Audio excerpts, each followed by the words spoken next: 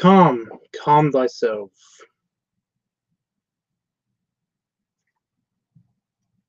Ooh, mega anger levels just happened.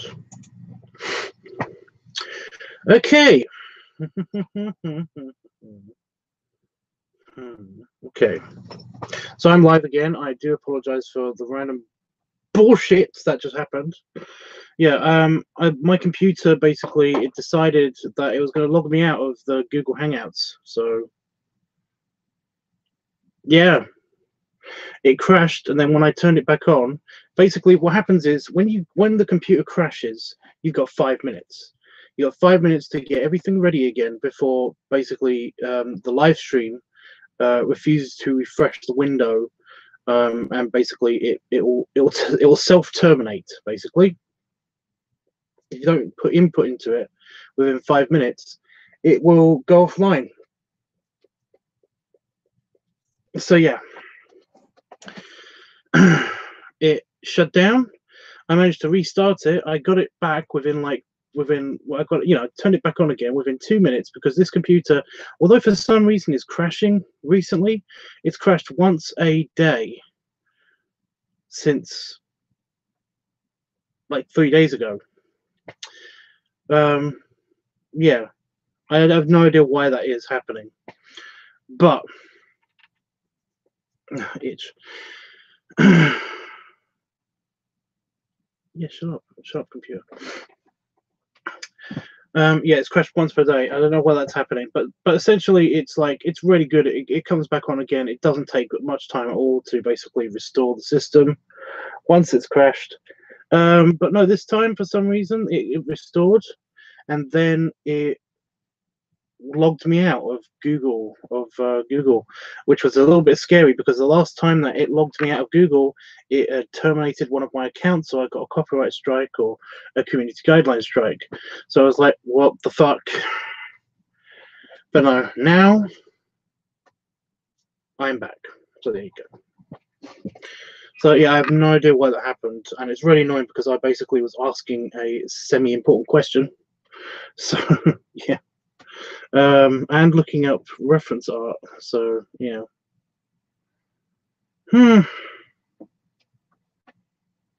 But no, God, that made me angry. That made me actually really angry. I nearly hit the computer. That's how annoyed I was. Yeah.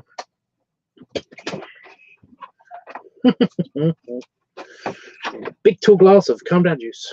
Right. I'm going to try.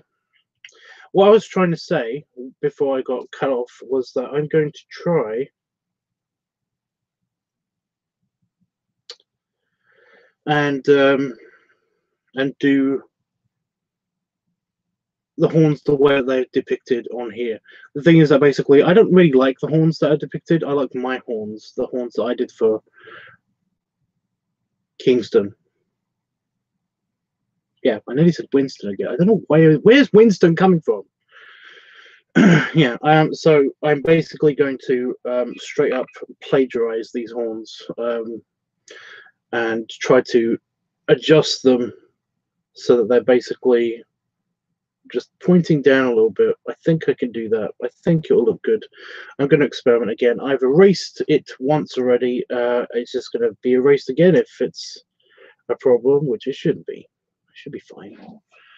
So right, so this horn comes out of his head at a weird angle because he's got lots of hair. It kind of comes out of his head. By the way, if you're wondering what picture I'm working on, this is the reference. So it's like that guy. I don't know how well you can see that, but those are the horns. So yeah. Jeffrey, I thought you said, "Hey, Danny." Then, Danny, don't you know you get so much inside?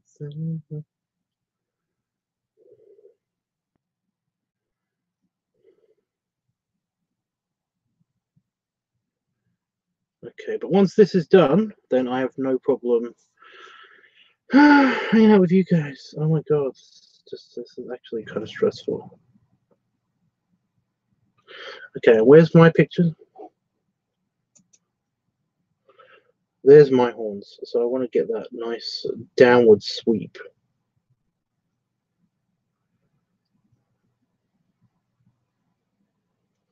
And this is just these aren't the best depictions of the horns. I just wanted to see how it looked from the front. I've done it from the side as well, but yeah. But you see, they're kind of small compared to these horns. These horns are kind of big, whereas those ones are kind of small compared to the other horns. So I'm trying to combine the downward slope because the up horns, I just don't like the look of them. I just, you know, if I'm honest, I don't like the look of them. So I'm going to try to do my horns but bigger. That's all I'm trying to do. The thing is that I'm going to have to give him a lot of hair. That's the problem. So yeah, we've got the nice slopiness.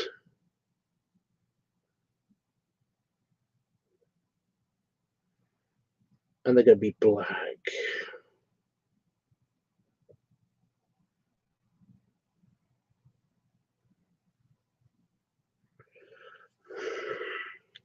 Going to be dark horns. Dark horns.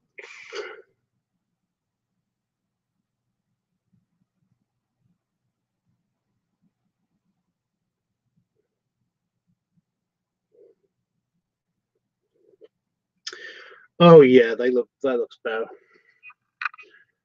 you want to give him a big hairstyle as well?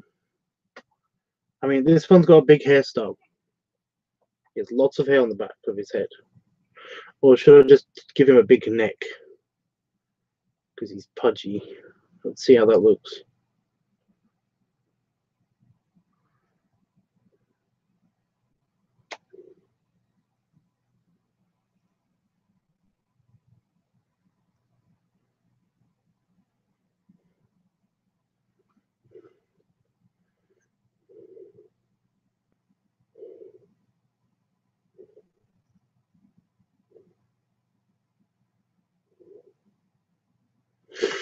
See, now I've done it. Now I've got Danny, don't you know stuck in my head. Danny, don't you know that you kick so much ass on the inside? I don't know if you can see that. That's a close-up of what it's looking like.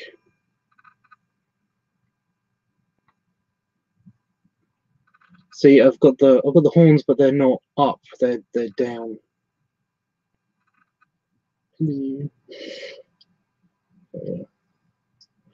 And that's the general pose, by the way. I made him pudgy, but he's got a big muscle. Big hooves, big tail. And I don't know where his head's going to go, so basically I don't know how the head was going to turn out, so I haven't drawn it yet. I just left it blank. You love it? I love it. You know, the horse mask. Yeah. See what I mean about the horns, though? That was so hard to get right.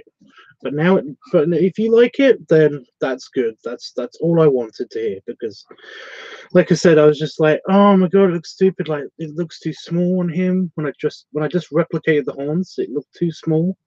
When I did them big. They look ridiculous with the neck and everything.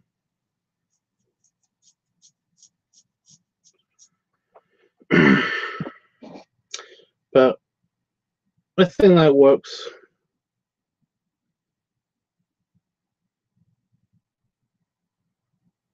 Yeah. I've also got a gap over here. I don't know if you can see that. There's a tiny indent where I was going to put the face, but I decided instead to maybe try to design a mask for this face over there, kind of like just if he wants it, he'll have like his mask mutated as well. If that makes sense. It probably doesn't.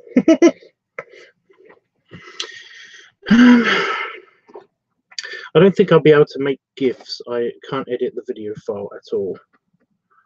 No? Sorry. What are you using to rip the video?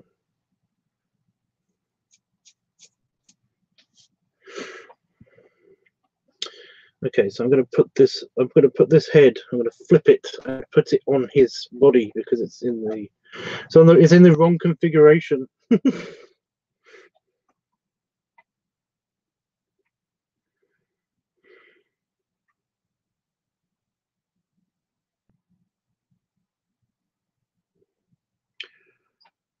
It's around the wrong way, essentially. Come on, you're on the star tonight.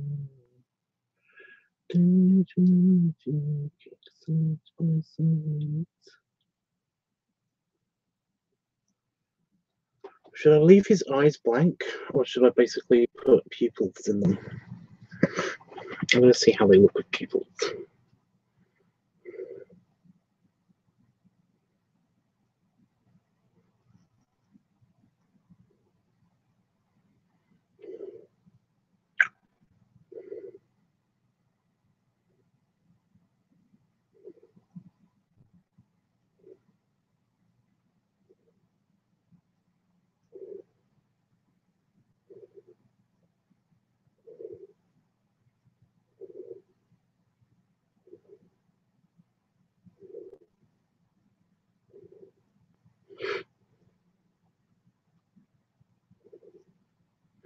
I'm giving him the round chin because basically he's still pudgy. He's got the mass of a polar bear and a rather chubby bull. So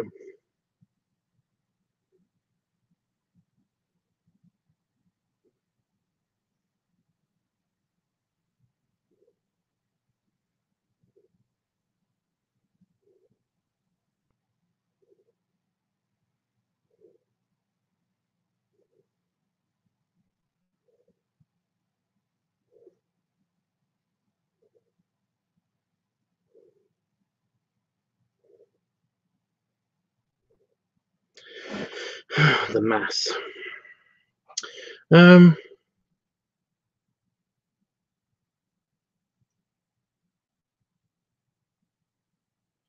many pizzas did you have, Tubbs, and what kind?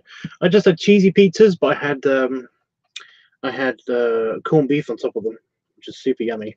And as part of my extra meal, because the whole gaining thing, I had extra dessert. I had I had a whole tub of yogurt because I like yogurt. However, it was that strawberry grain yogurt which didn't help my throat. So yeah, I used a site I found and photos and other app, and this other app crashed when I tried to trim it. What operating system are you using? Are you on a Apple or a PC? Basically, if you're on a PC and you've got Movie Maker or any kind of equivalent of that, if you've got any kind of editing software whatsoever, then you need to maybe try the free YouTube downloader. I know, original name, right? It will try to sell you a bunch of stuff, a bunch of programs to go with it, but just deny all of those. Just download the YouTube downloader, and you can actually download the entire video, and then you could probably trim it down and make it into a GIF, just like that. Photos is Movie Maker. Huh? But that's the best I can do. I'm sorry about that. That's the best I can. That's the best advice I can give you. I don't actually make GIFs, so I don't know. But that's the stuff that I use to basically download. I've downloaded the entire video and it's doing everything I said. I can't help. I wish I could help, but I'm not getting it. You know, I was doing him with his mouth open, but actually I've made him kind of grin with teeth.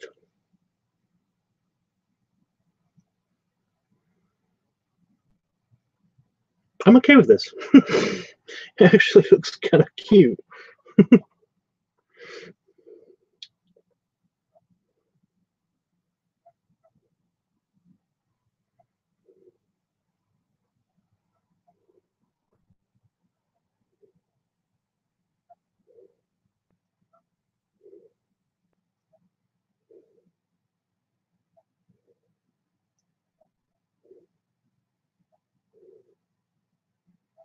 I was just gonna have his mouth open and him be like,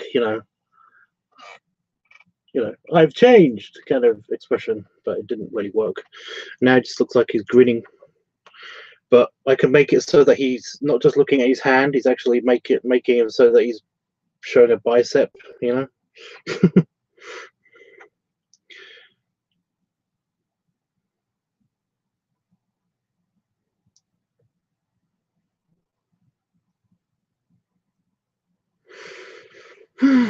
Actually, this works better. The sites I use for GIFs turns out have length limits.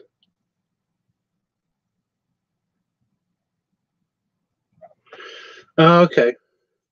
Well, so you can't upload the entire video, but maybe you can like trim it. If you trim the video, then basically upload it to them. Pre-trim the video, upload it to them, and then you can pick the bit that you want to make a GIF or something. I don't know. I don't know exactly what you're GIFing, so GIFing sounds dirty. Sounds naughty. That's bad.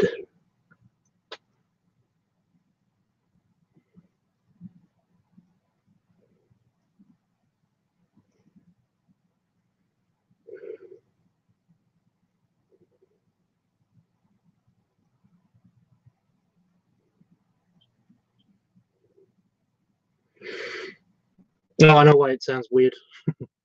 That was what I'm trying to do. I'm trying a video splitter thing now. Okay. Well, good luck. I'd be more supportive, but I'm trying. I'm busy.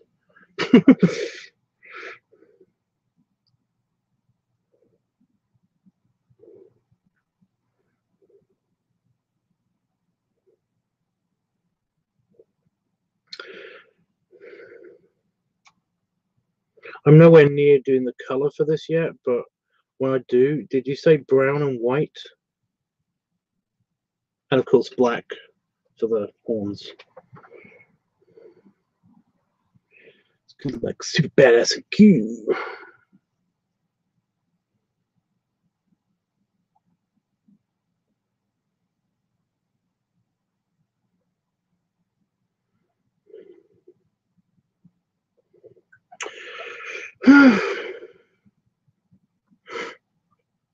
Okay, so how did I do the horns?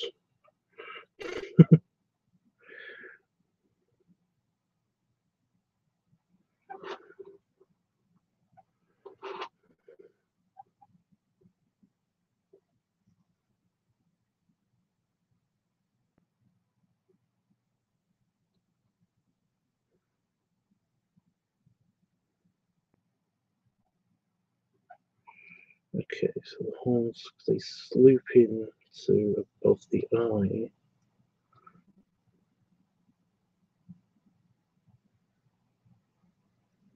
And the ear. Okay. So I'm trying to do a mirrored version of the brown and white and black for the right. So brown is going to be the sideburns, the arms, and the legs, and the hair. And black is going to be for the horns, and white is going to be for the. Okay, I think I know what's going on. Hey, Howard. I think I know how to do this. I got this.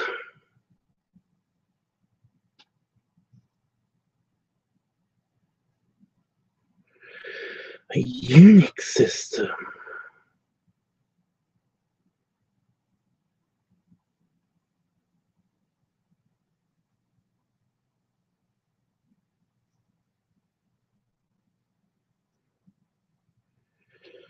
Oh, Howard, I was just thinking about you. I basically have Danny Don't You Know stuck in my head. Danny Don't You Know, Danny Don't You Know. Bing, bing. Close your eyes and you will see. Into your destiny. Now you're on and they work through. Thinking they come alive. No one cares that you're 35. You're a rock star with the same time. Bam, bam.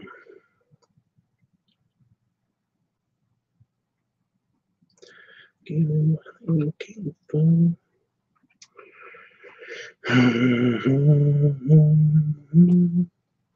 Okay, and since I'm looking at a picture of his mask, I'm just going to do a quick redesign of the mask.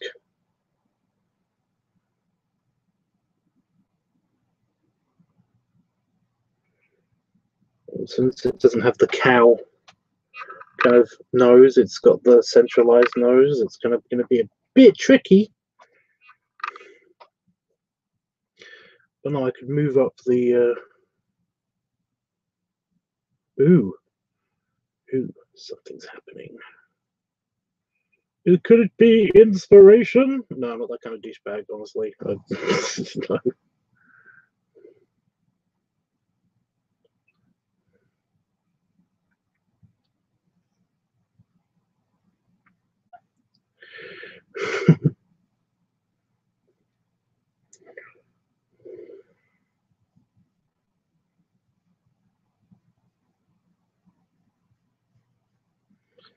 I want to make it a different gas mask, not just a regular one.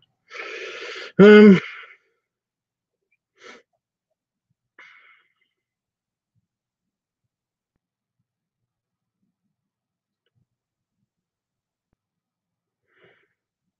keep it too big.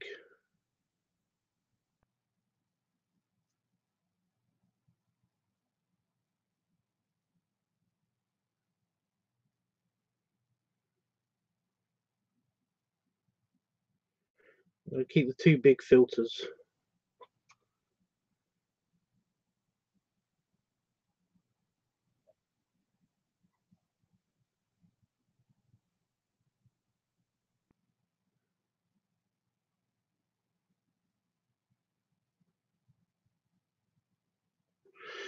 And I think I'll just change the style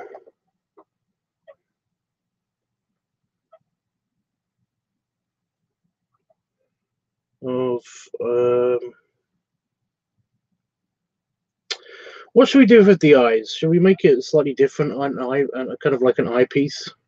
The gas mask sounds good because if I'm not mistaking, a certain pig owes me a new one. Well, you did get turned into a boar, and you wanted to see the change. So, you know.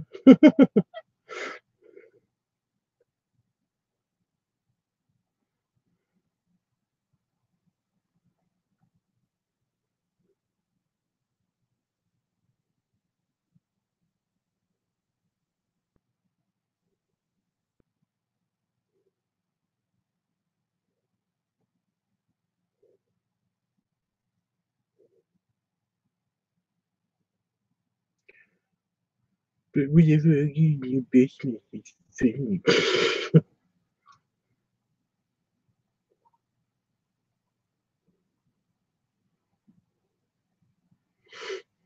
Okay.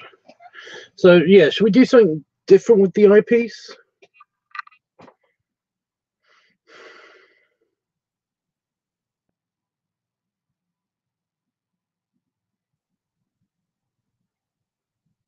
Well, it would look weird.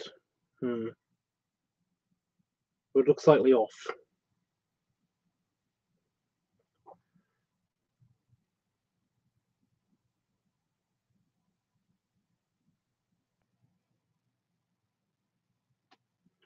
Yes, let's try something different. Well, I am doing different stuff. For example, it kind of ends around the sideburns. Um,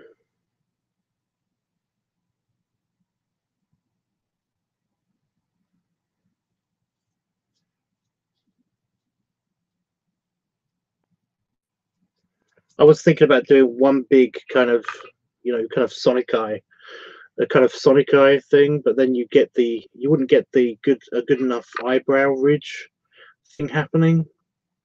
And I kind of like that about the current one, so I'm just trying to think of other ways.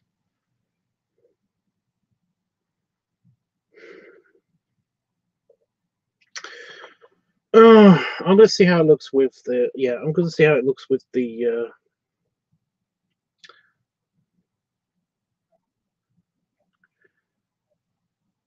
Sonic Eye. I'm gonna do the Sonic Eye, but I'm gonna do kind of like pads along the eyebrow.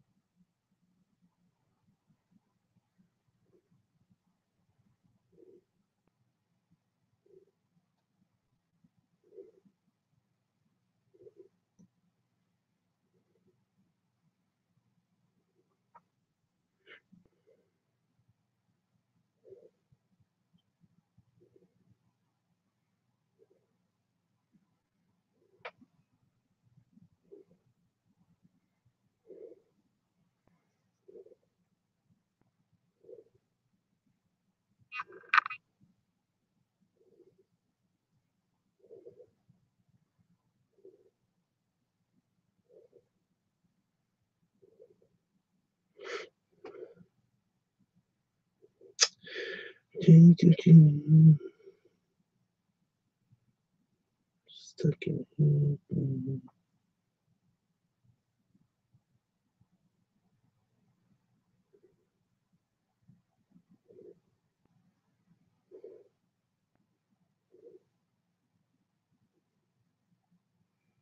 Okay.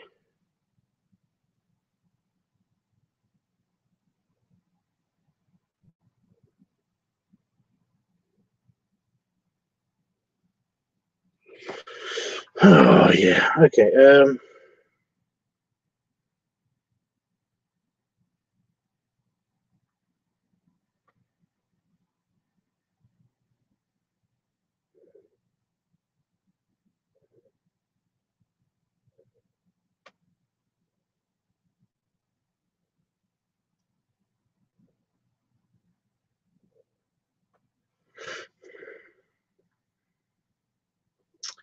Okay. I think we got it.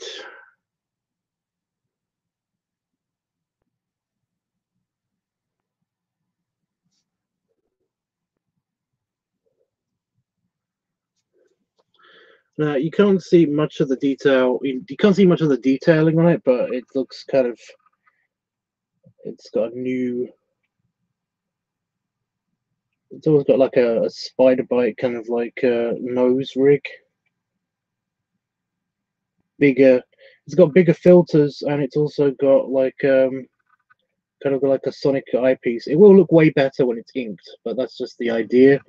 And of course, there's his face, his face, and I've got her. That's the close up and the regular, as well as the new costume design. But yeah, I think we're done. I think it looks good.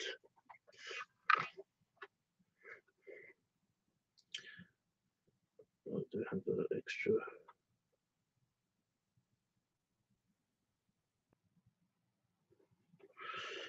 Go. You love it. You love it so far. Okay, well that's cool. Okay, well it's all ready to be inked. However, I'm gonna leave it for tonight, but I will be doing that tomorrow, so that's cool. Okay, it's Faridia. It's Fridia tomorrow. So I don't know what's happening tomorrow. Dreamy, how are you getting on with your? Oh,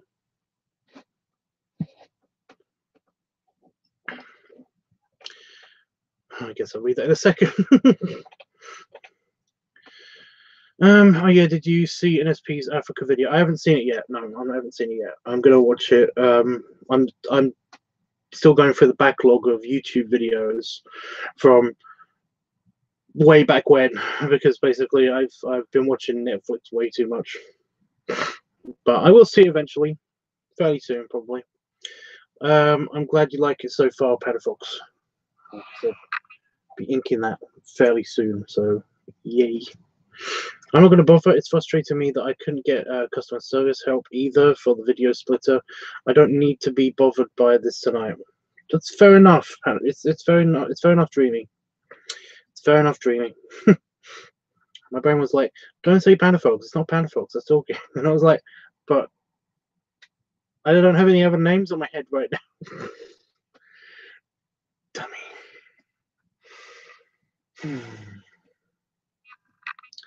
Honestly, it's it's nice that you tried. Honest it is, and also it's your birthday. You can do what you want. If it's too frustrating, I understand completely. Random Phoebe message. It's always weird when I get random Phoebe messages.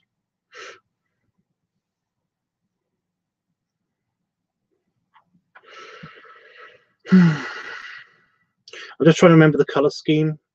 That's why I'm committing this to memory. I could just write this down, but it's going to be tomorrow, so it's not a big deal. I've got to see what, yeah. I got a commission to do at some stage before Itchy gets here. So basically, I know I've got to do that. That's why I'm trying to be fairly speedy with this. I'm not rushing. I'm trying to get this piece done so that basically I can move on to do that. So yeah.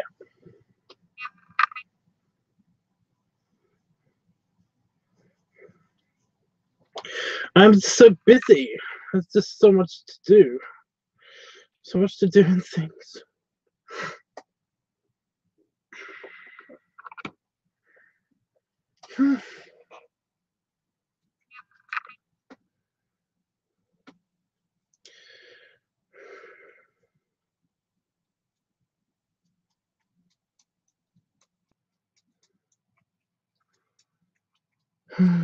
Oh, that's what I've got to do. I've got to send you the first piece. And I haven't edited it on the computer yet. God.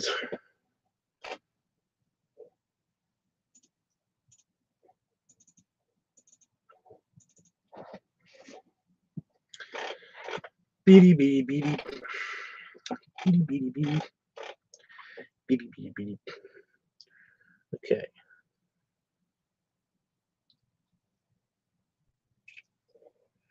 That one. That one. That one. That one. Okay.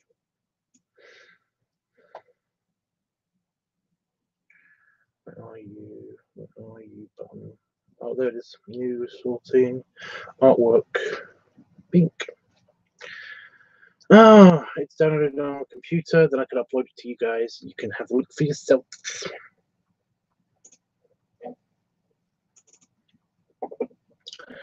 Okay, so we've got the line out on screen.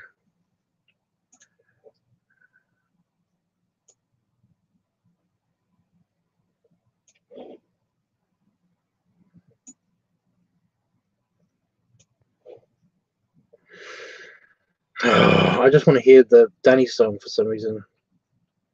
And the Heart bonus song, if I'm honest. I got a happy feeling.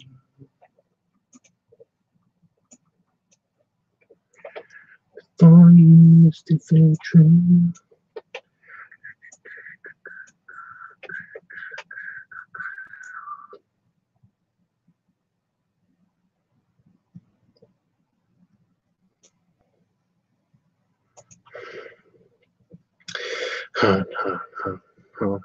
Boner. Boner. Gotta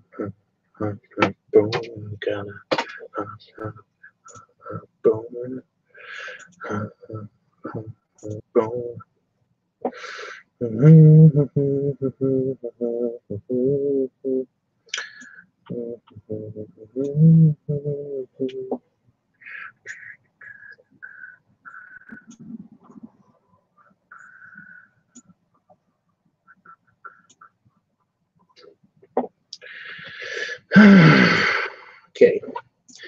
I'm almost done. This is actually something's going to go wrong now, isn't it? Something's going to go horribly wrong. This is actually really easy. I can't believe I was complaining about doing this earlier. I mean, it's like, it's just so nice and comfortable and easy to just get all of these sliders. Oh, fuck. Sliders. Just moving sliders. Everything's fine with the sliders. No problems with the sliders. And it's ruined and it's deleted and I'm killing it. I'm stabbing my computer to death. If you ask me, he is furry bait. Who is that? Oh, Howard. Incineroar is the new character in Smash Bros. I don't know. Think.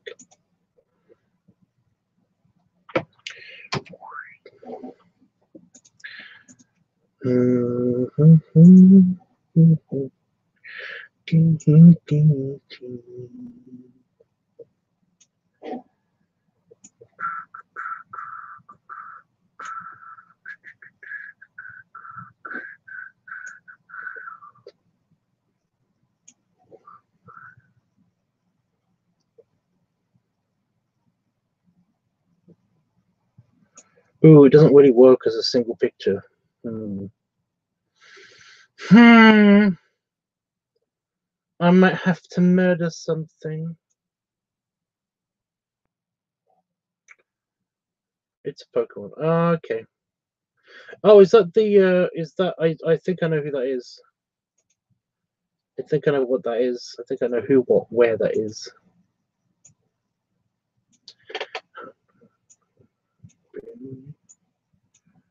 Oh my goodness, that is weird.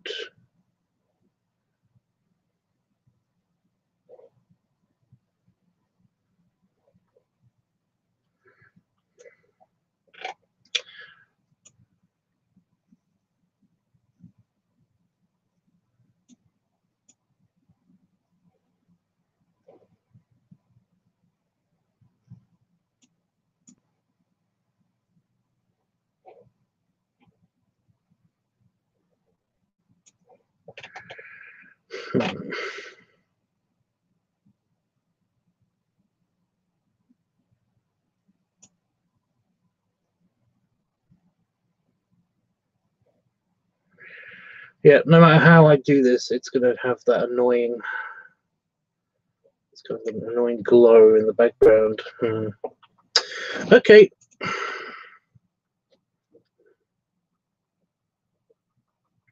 So you should know that since you're a Pokemon expert. I'm not a Pokemon expert.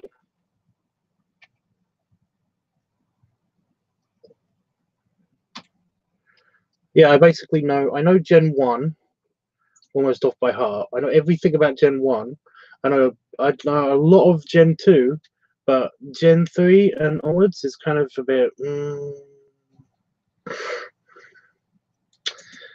I don't know what. I don't know what is that? Is that a bag of garbage? I don't understand. Why is that a Pokemon? How is that a Pokemon? What is its purpose? How do you?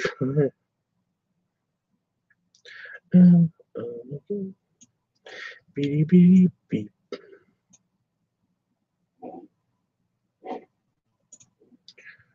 Dunsies. Okay. I just need to. Bink. Bink. Bink. And then bink bink. You have no idea what's happening.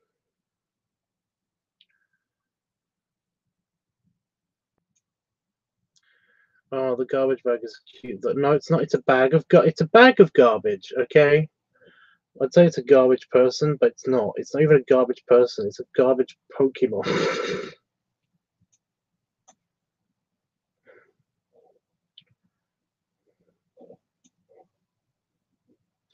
What's the one that's straight up toilet? I love the straight up toilet one as well.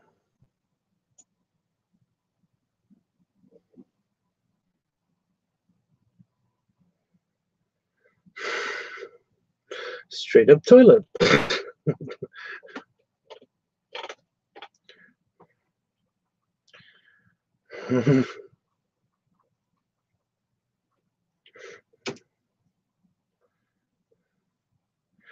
That still kills me that a bag of garbage can be a Pokemon. It can't though. That's the problem. It can't be a Pokemon. It shouldn't be a Pokemon. What is wrong with people?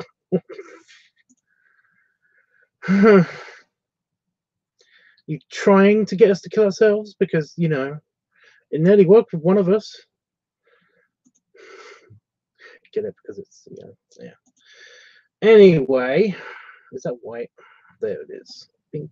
I need the white pencil tool. I just want to fade out certain sections. It's so much better. You can barely tell that I've made a mistake in this bit and that bit and that bit there. And drawing. I'm drawing, you guys.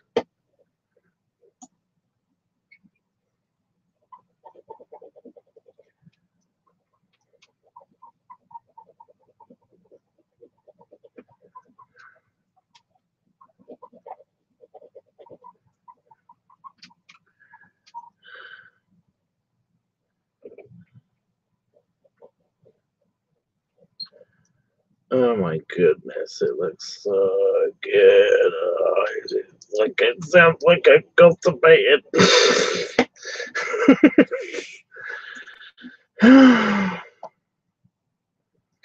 Bitty bitty beep.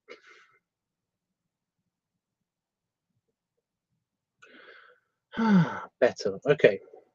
They are ready to be seen in public. What's next? Nuts and bolts as a Pokemon? That's Gen 1. They're just gonna have Pokeballs as a Pokemon. Oh. Voltorb. They're just gonna have the laziest. Yeah, they're just gonna be super lazy one day and just draw like an upside down U, and then 2 eyes and a nose.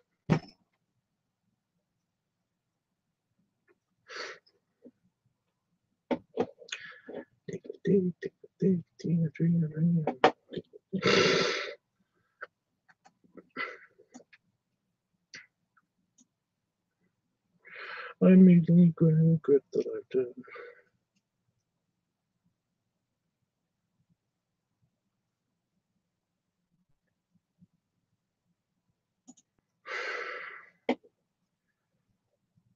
Discord, there it is. I found it. I was like, where the fuck is my Discord on this computer? But no, it's right there.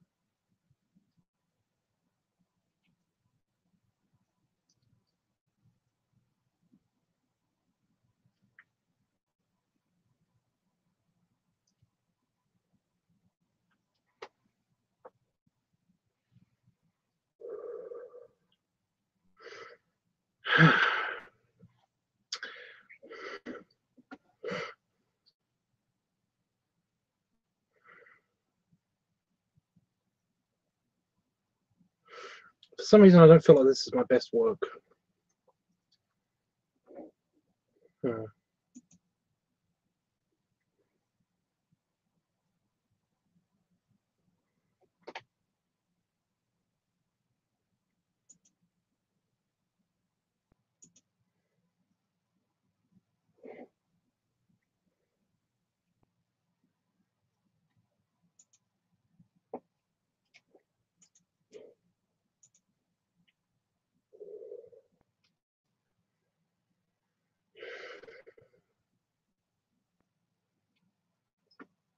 I don't think you get what's happening in the picture for some reason.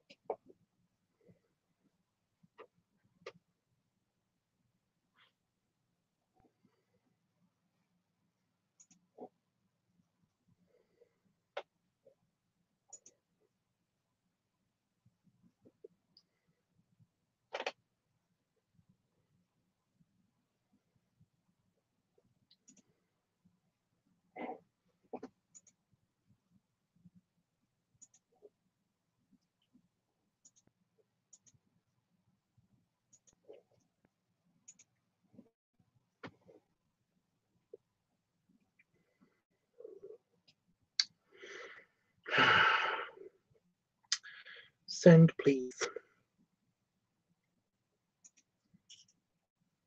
Oh, did I touch a message? Oh. Never mind. Record keeping and all that stuff. Ah, okay. Oh.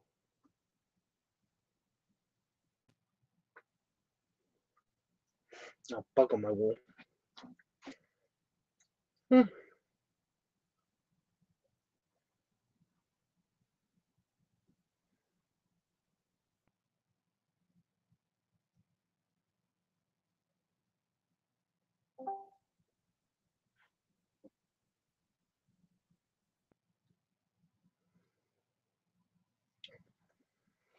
It's gone quiet.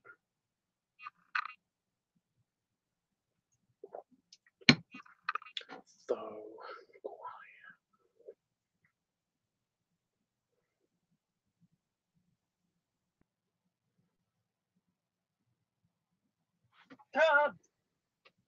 Mm-hmm. Hey.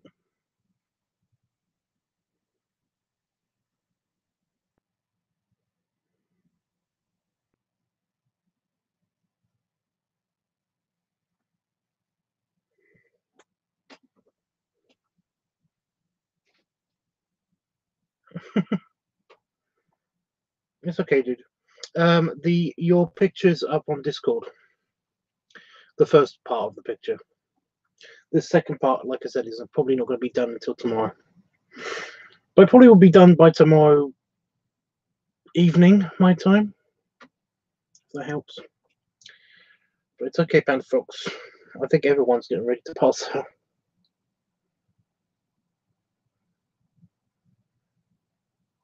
Hmm.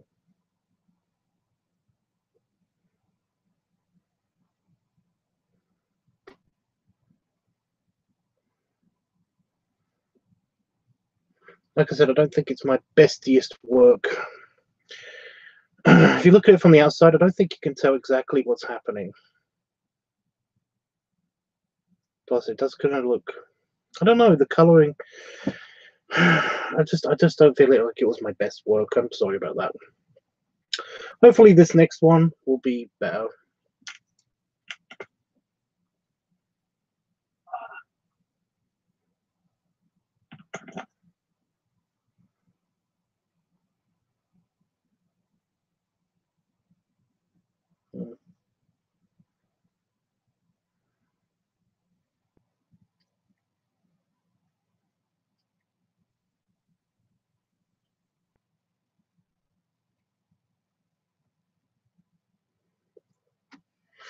Looking at an older picture of the ball of Kingston, I basically drew him like he's very spherical.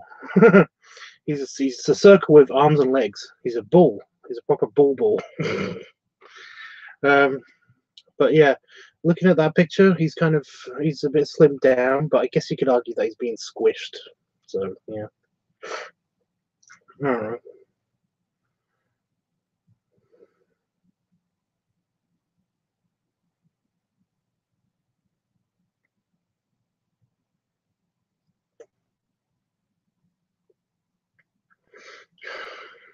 I've on the morphed version, the combined one, I basically have got elements of like of the hoodie vest onesie thing that he was wearing, because it's kind of a vest hoodie, but it's also a onesie. It covers up his bits, you know. It goes down to it's like their pants and a vest combined somehow when I drew it on Kingston. But I've changed it so it's basically kind of it's an open. It's almost like a jean jacket, but a hoodie still. And I've actually given him pants.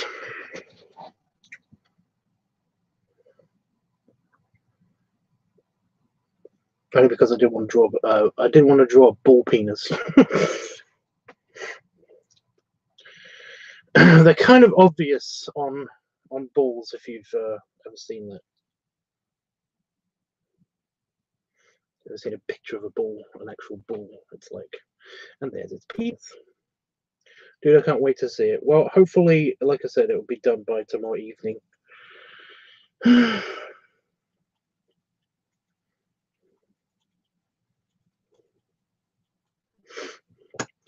I have the word penis. I got excited.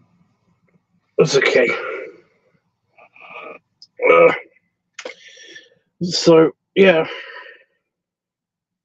I almost fell asleep when I was inside because me and Damon were snuggled up on the sofa while I was eating my pizza and he was eating his pasta bake thing.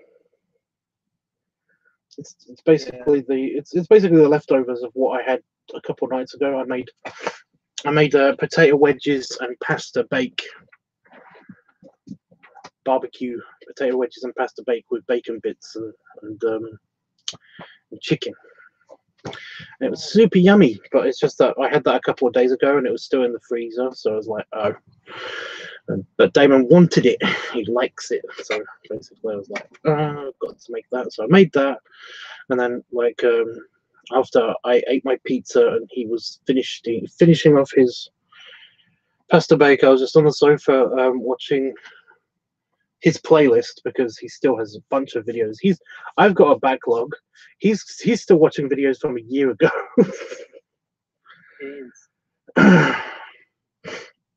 Well, what happens is I make a playlist. You know, I basically dump everything that I need to watch from all of my channels that I'm subscribed to into my watch later list, and then that's at 1,000 videos at the moment still. And when I've done that, I basically dump.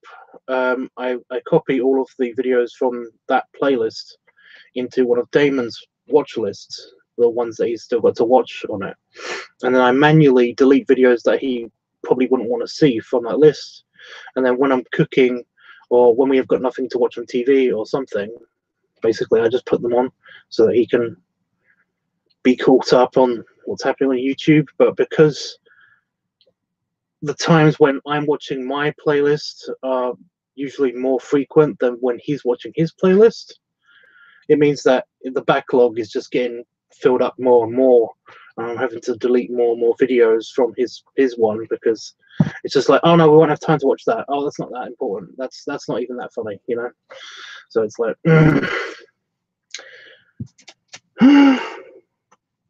but yeah, we did make some headway because he's now I think he's into Christmas of last year. So that's good. It's not a complete year ago. It's it's only 11 months. It's 3/4 of a year ago. Yeah, I know, right? It's only 11 months. Fine, he'll be fine. Jesus. I don't know if anybody knows Wheezy Waiter. There's a popular channel on YouTube called Wheezy Waiter, and he's very funny. He's got he's good comedy, you know. And in my opinion, he's kind of cute. So yeah. But he makes interesting, funny videos. He's just a vlog. He's just a vlogger kind of person. But he edits it in a way that it's really funny. And if anybody knows this, his wife, he's just had his first baby. Basically, that's where Damon is up to. And currently, well, the Weezy Way that I'm watching, he's had his baby for almost a year now. So that's how I know it's about a year ago.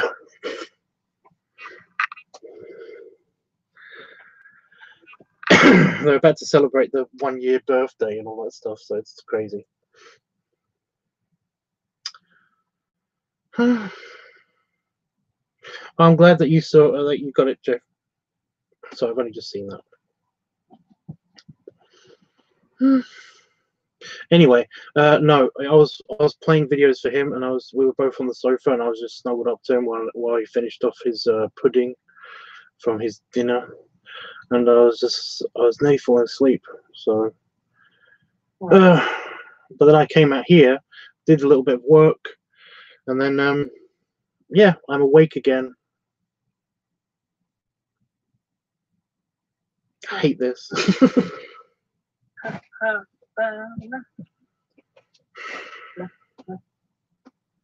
And he's asleep, so yeah. Because Damon can actually eat something and then go straight to bed, and he'll be fine. It's not fair.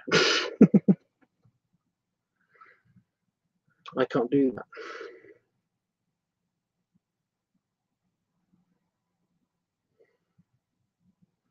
You and Damon have a lot of cool stuff to watch. Well, yeah, yeah.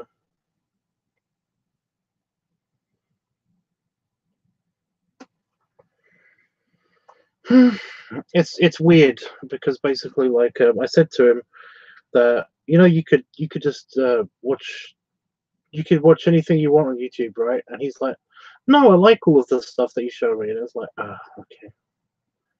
But you could do this yourself, right? And he's like, no, it's okay. I don't mind you doing it. It's like,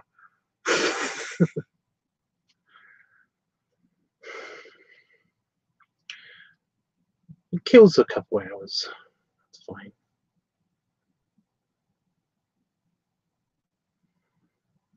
Yeah, some people have the real weird thing of they can't do something unless it's like with somebody else. Like certain things. I mean, I have certain things still that I've found I can't really do unless I have somebody else doing it with me. It is actually kind of funny because he's watching some of the Portly Gamer stuff as well. It's so funny. Beep, beep, beep, beep.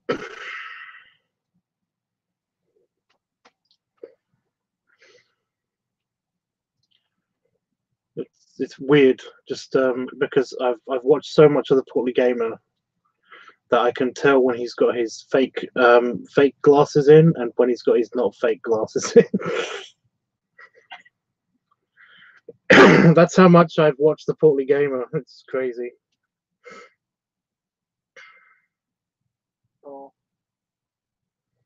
Oh, he's also been watching because I forgot that I saved these for him. There's a furry on YouTube called Greeny Wolf or something. I think it's Greeny Wolf. He's a French furry in France. He's a French furry, and basically he makes a bunch of like random comedy skits and stuff like that. But he's very into inflation. Clearly, he's got an inflatable suit. He's a very slim guy, and his first Sona is actually kind of slim, but yeah. And I've been showing Damon some of these, and he's just finding it hysterical. That basically like it's very much 75% of his videos involve inflation, and so me and Damon are always like, how's it going to happen this time?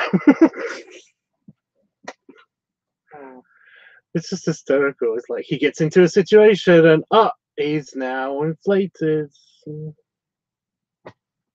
It's cute, but it's just weird how it works.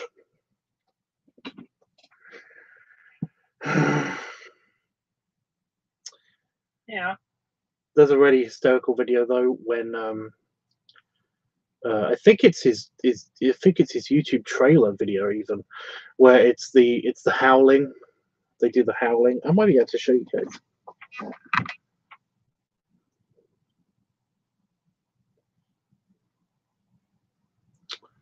Give me a moment.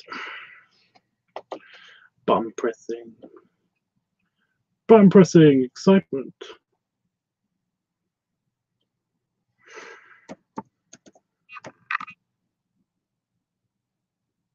That's the one they animated wolves. It's not. It's not animated. It's live action. Well, it starts out with animated wolves, and then I don't think it does. I'll show you in a sec.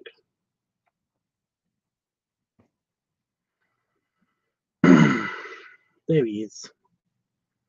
A big bouncy wolf living for squeaky things. I love making videos and pictures to entertain you. Greeny wolf.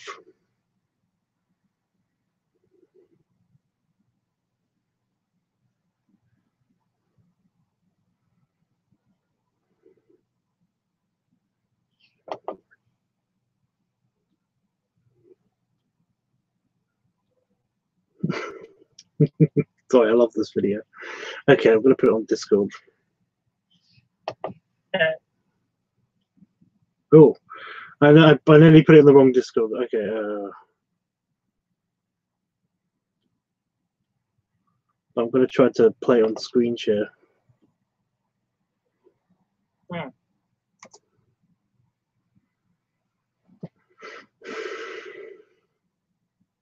Oh, it does start out with the. Oh, never mind.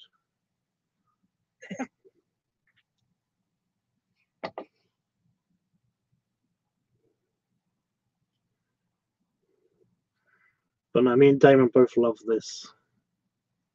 Both love that video.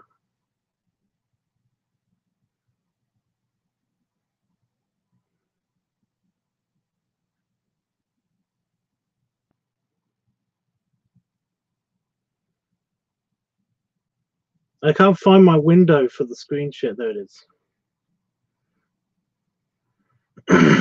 Okay, how do I do this? I forgot. It's been so long since I screen shared. It's in the corner. I see you. I see you screen share. There it is. Okay. So you should be able to see it.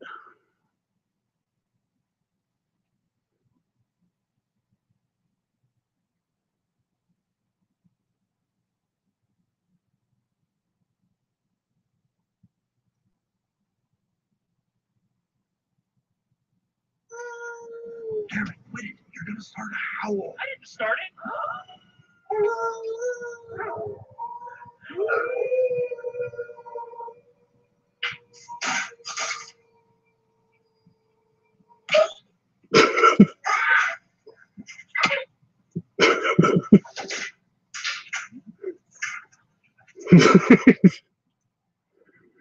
I just love the cartoons. The cartoon slapstick violence is hysterical. Yeah. But yeah, basically, a bunch of his yeah, it's very cute and funny at the same time. But yeah, a bunch of his videos. Yeah, a bunch of his videos are actually not like they randomly turn into like he's got a fat furry kind of thing going on. He likes chunky furs and he likes the inflatable stuff as well, which is hysterical to me. Mm.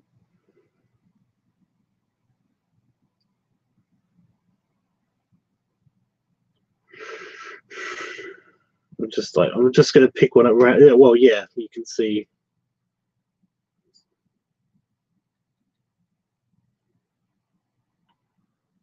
There's a funny fish one.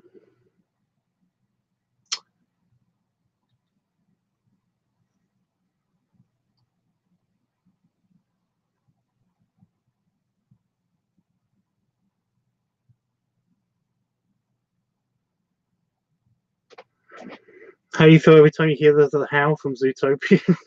Yeah. I'm looking for the fish one. It's just such a random one that I was.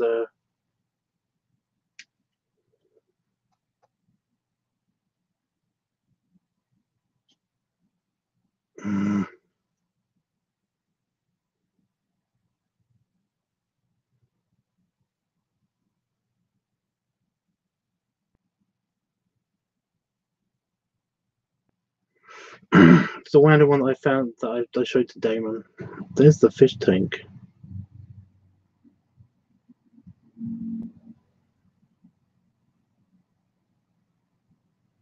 We tried laughing gas? Jesus Christ.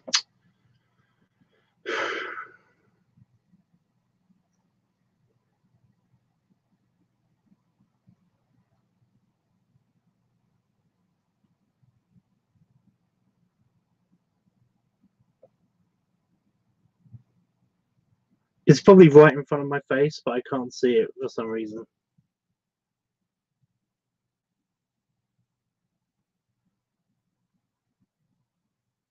Pool toy, cancel the same. I touched the fish, it's right there. God damn it. But yeah, me and Damon just like literally this is one of the last things that we watched together.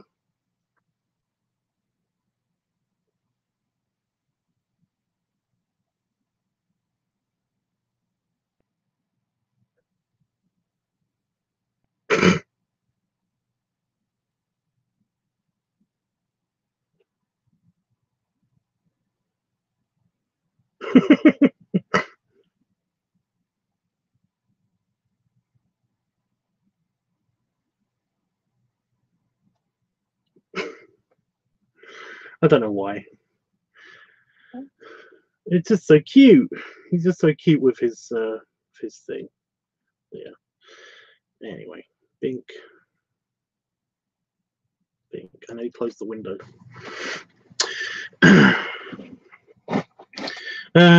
How I feel every time I hear a furry howl from Zootopia. Is that how you feel, or is that how you react? Do you do the oh? But no, he's a very, very sweet guy, and basically, like, I like, for some reason, all of his videos ended up on Damon's playlist, and I thought it was going to be a weird thing, and Damon wasn't going to get it. But no, it's all about the furry fandom and inflation and pool toys and all that stuff. Yeah. Shouldn't be too surprised, really. That's good. What just happened?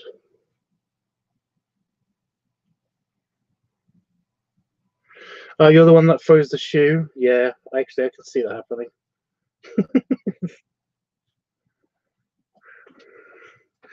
But yeah, a lot of the not inflation related stuff is very, very slapstick like that. It's yeah, he's worth a subscribe. He's worth a follow. I found him on. I only just found him on. Well, only just a couple of months ago. I found him on Fur Affinity, and I was like, "Oh my god, it's Greeny Wolf!" And I sent him a message saying I really liked his videos, and me and David enjoy watching them, and it was nice. It was like, "Thanks so much, I'm glad to meet your fans." But yeah, I did offer my services as well, which was nice. If there was someone else who just laughs after I'd be them. What?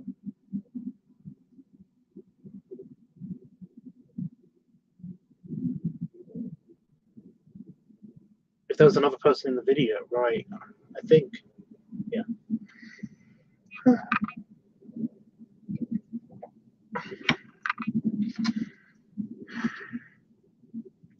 Go ask Damon when the fireworks and stuff are happening.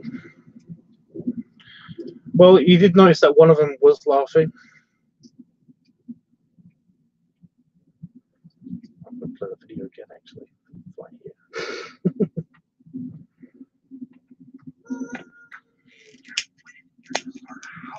Starting? Kind of ridiculous video. It's okay.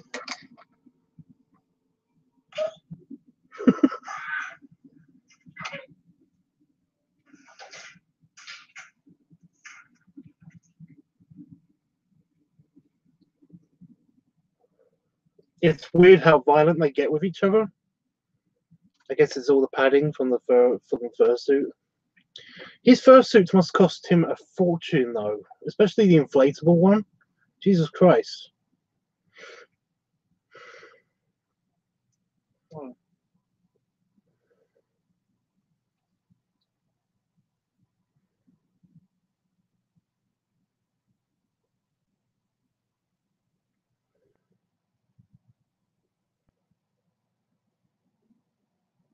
I think it's Saturday night, Jeff. I think that's when the bonfire night and the fireworks are happening, but I'm not entirely sure yet.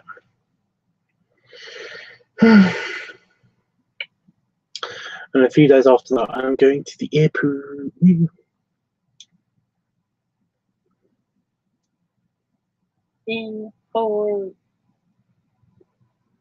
I know, I'm all excited. That's good. Yeah.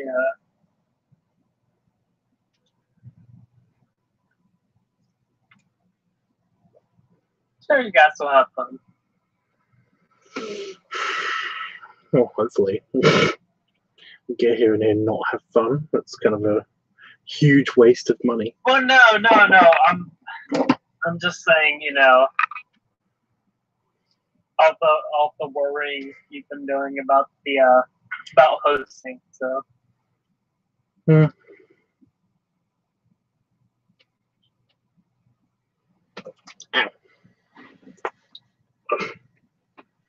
I tugged on a hair on my butt somehow when I shifted in my seat, and it hurt. Yeah.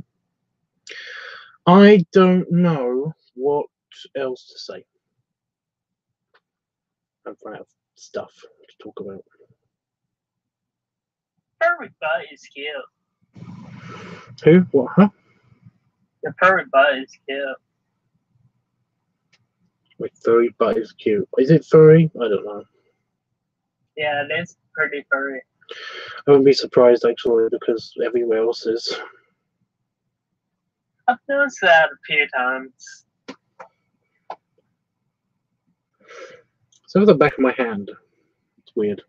Although I've noticed that it actually is starting to get like this hair is starting to encroach more on my hand as I'm getting older. But yeah, I've always had a weird patch just here for no reason. But I found out why I've got that. Most primates have hair. You know, the hair that they have on the back of their hand is to sense air direction. So basically, if the wind blows past it, then you can tell by the hair on your knuckles or by that patch of hair what way the wind is blowing. Stupid, weird evolutionary bullshit. Evolution.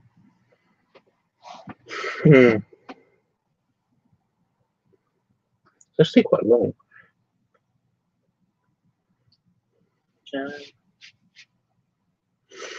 I do not think I've seen his butt, says Dreamy. There's been a picture of it on Well, I mean, like, you don't even have to see like the full view I mean, like in a few videos as well, there's been like moments whenever you stood up and you just kind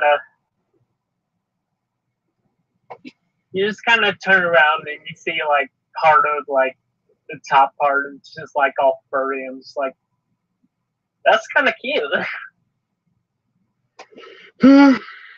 Damon's butt's way cuter, but I'm still always going to say that. I'm always going to bring it up whenever we're talking about butts. I cannot talk about it. I cannot not talk about it. That's right. Tubbs have a cute butt until it talks. That's terrible, Panda folks. That's terrible. My butt doesn't talk unless you're talking like Ace Ventura.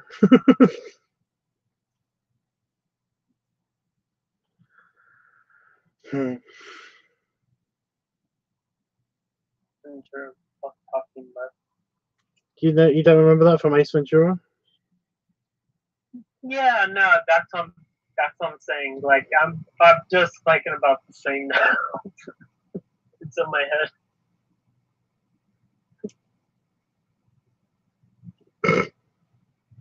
What was the line?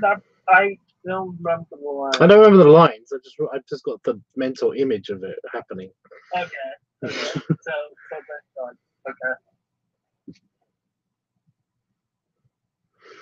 It doesn't he say, do you mind if I ask you a few questions? I just remember him saying, excuse me, do you mind if I ask you a few questions?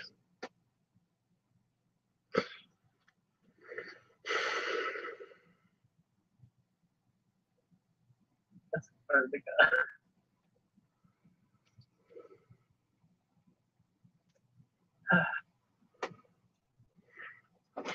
So anybody that grows a mustache for the first time, it's just like, I must ask you a few questions.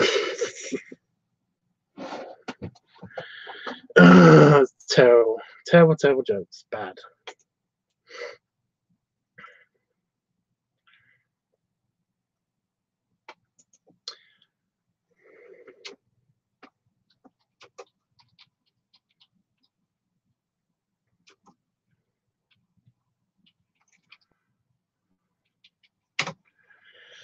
Well, there's a lot of when nature calls. There's a lot of when nature calls clips when you type in Ace Ventura funny, but not the first one. Oh, Gotta get behind the situation. Ventura!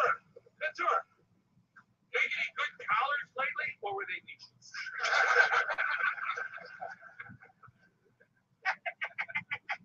well, here it is. I'd like to ask you a few questions. All right, that's it. Now it's my turn. 5 minutes alone. That's all I need. Come on. Look alive. Time horns on our way down. Oh, now, Ace, please, man, please. Emilio, afraid I'll make a mistake? Come on. All right, Aguado's working the case, all right? Aguado? Good call. Look here, we're just a little busy right now with murderers and burglaries and drug dealers and things like that. A missing dolphin isn't exactly a high priority.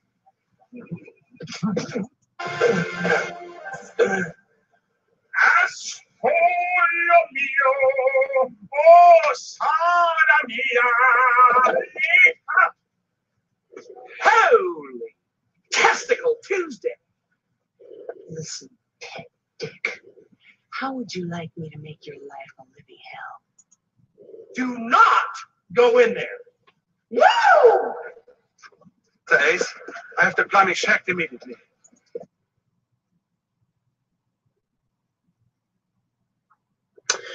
Yeah.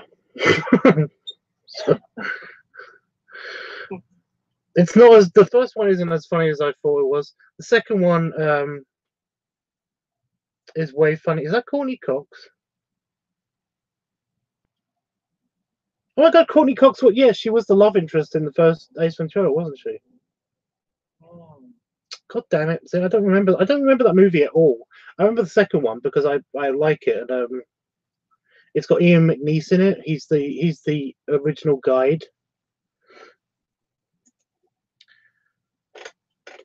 He's the guide for.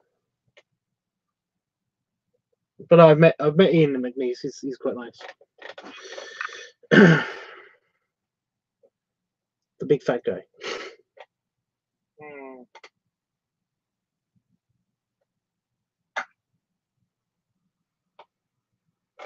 I'm trying to find.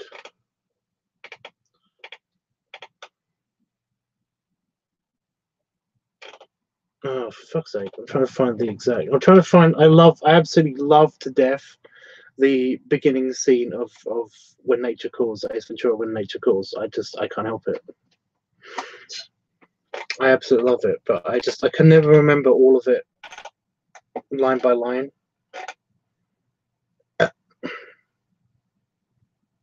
Oh. Dettol wipes kill 99.9% of bacteria and viruses. Dettol, what it takes to protect. Don't care.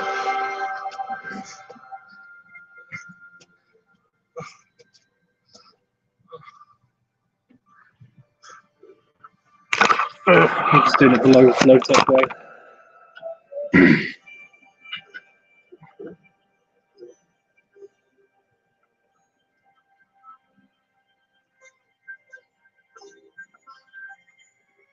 But yeah, this guy is Ian McNeese.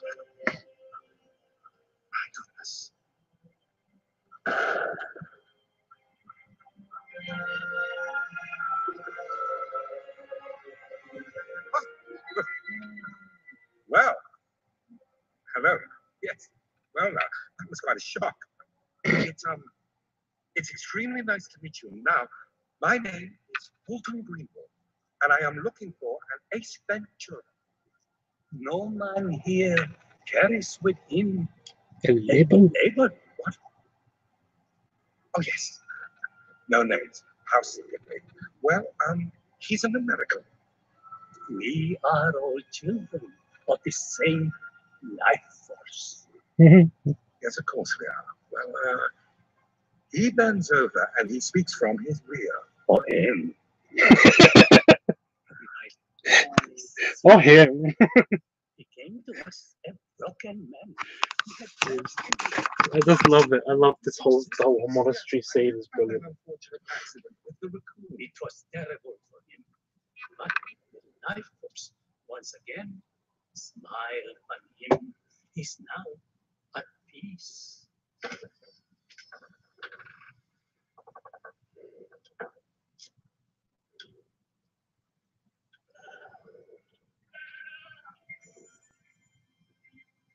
Is that a white tiger? I will wait here.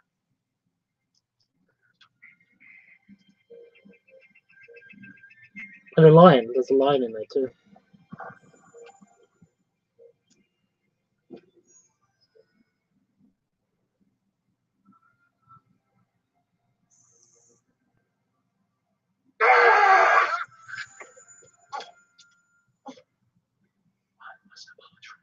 Quite well. No harm done. Let me introduce myself. My name is Fulton Greenwood, and I'm sent here to employ your services in the retrieval of a lost animal. Now, can you help us? Your request is not unlike your lower intestine. Stinky and loaded with danger. We can pay you handsomely. I am now a child of light. Your earthly money holds no appeal to me. $20,000.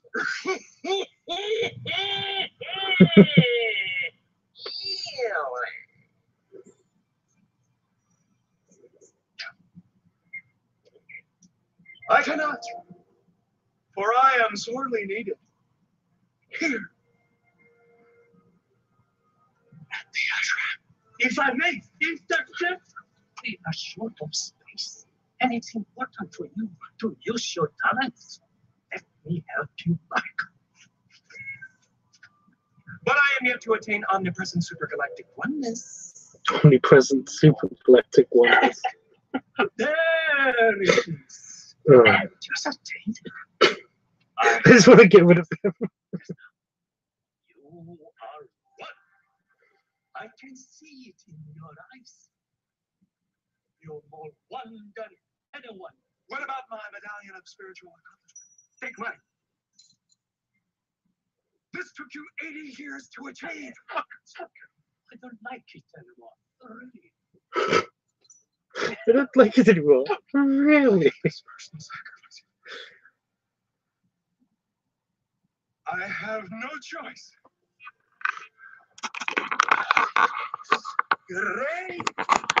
Also tell the others. Master! Break it to them gently.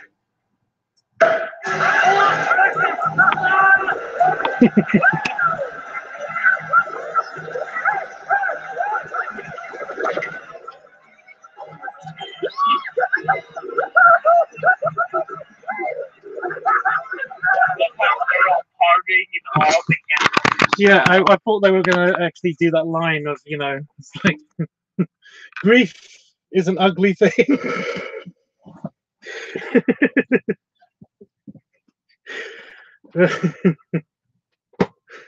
Just, but oh, that's my favorite scene of the entire film. It's just the beginning of it. It's brilliant. This took you 80 years to achieve. I don't like it anymore. If you could have it, really.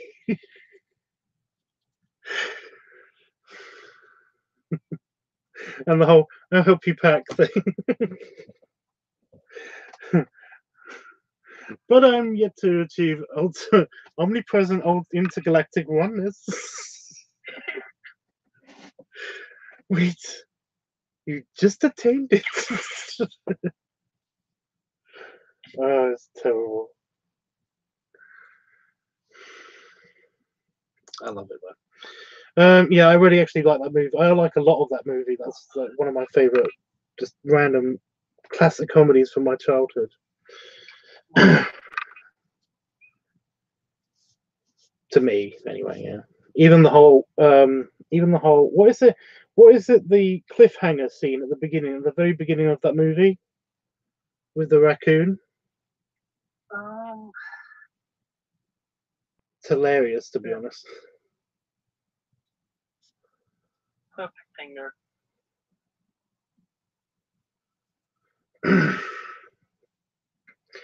Oh my god! Or when they're driving along the road in Africa, and basically, like, you know, he's kind of like,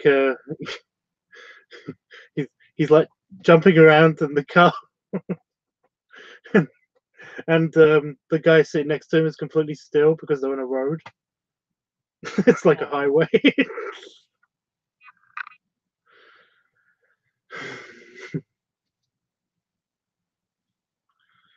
Okay.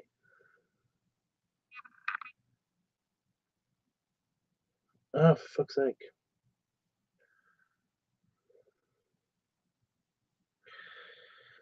And then isn't there the scene right after that where they do the slinky gag? Yeah, I think so. I'm sorry, I just have to go back and watch the cliffhanger scene. Yeah, that's my hair. That's literally how I do my hair. So, well, not literally, because I go forward, whereas he goes back. So, in the front. Everyone has a slinky. Everyone's a slinky.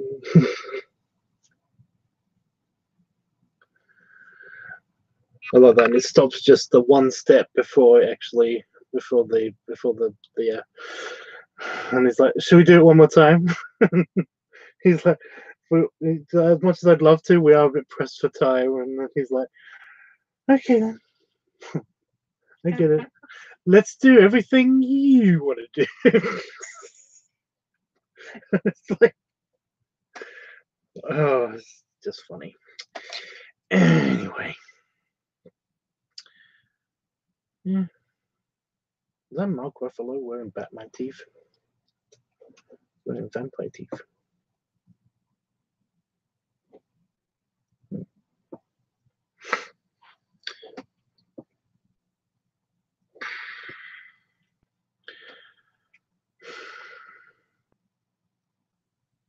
Okay, I have no idea why. No, actually, I'm not going to talk about it. I'm not going to talk about it. No. I have a problem talking about this thing.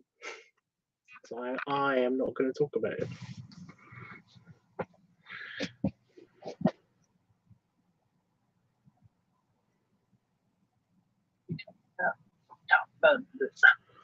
Oh my god, fuck it.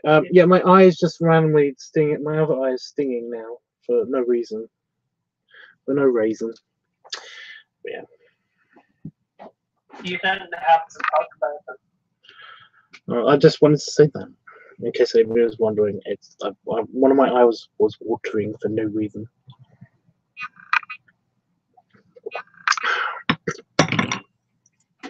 I'm sorry. I just you got Funky Town stuck in my head now.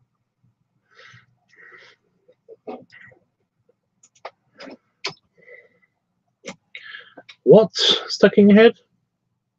Funky Town. Okay. Well, let's talk about it. Talk about it. Talk about it. Talk about it.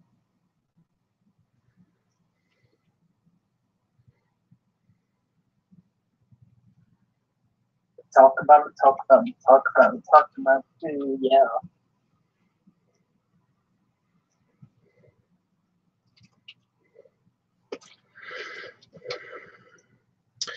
It's okay.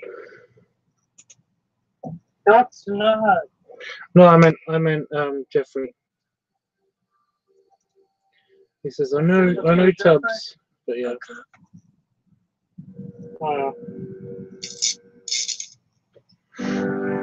Ow. Princess Peach, won't you listen to my speech? Don't have any stars of invincibility. You're the brightest star in the sky tonight for me. I'm the beach. What up, bitch? I got a what up, bitch? What's inside the question block? It's legit. It's a me and mommy. Yo, I'm more Italian than pastrami. I'll take you by the beaches and give you the hot salami. I think you was riding in the blues that I spooky. Must not be a raccoon to get inside to the new king. I will not do my Gucci and show you things you've never seen. My muscle down, mega, if you know what I mean. So fuck it. See the shade I like to go. If I get it stuck, take it away.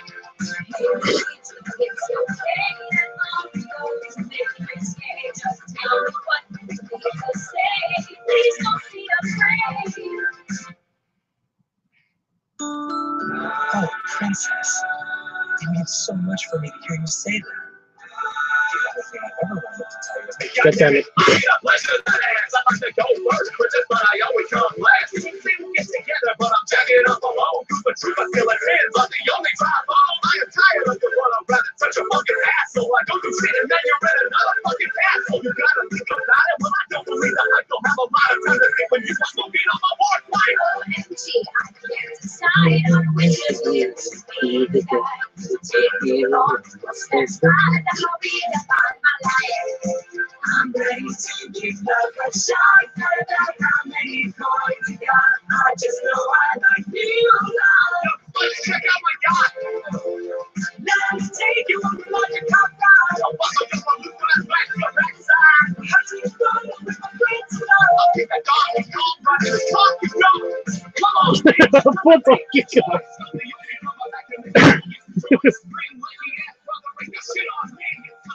I just absolutely love that. You know, kick the Donkey Kong right in his conky dog, and he basically kicks him right in the nuts. It always feels so bad for Donkey Kong.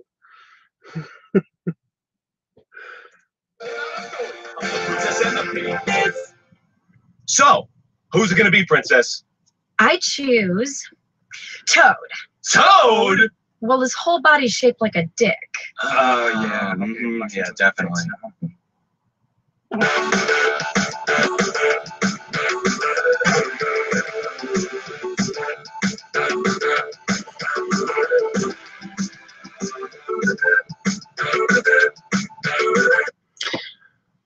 So I really like that song.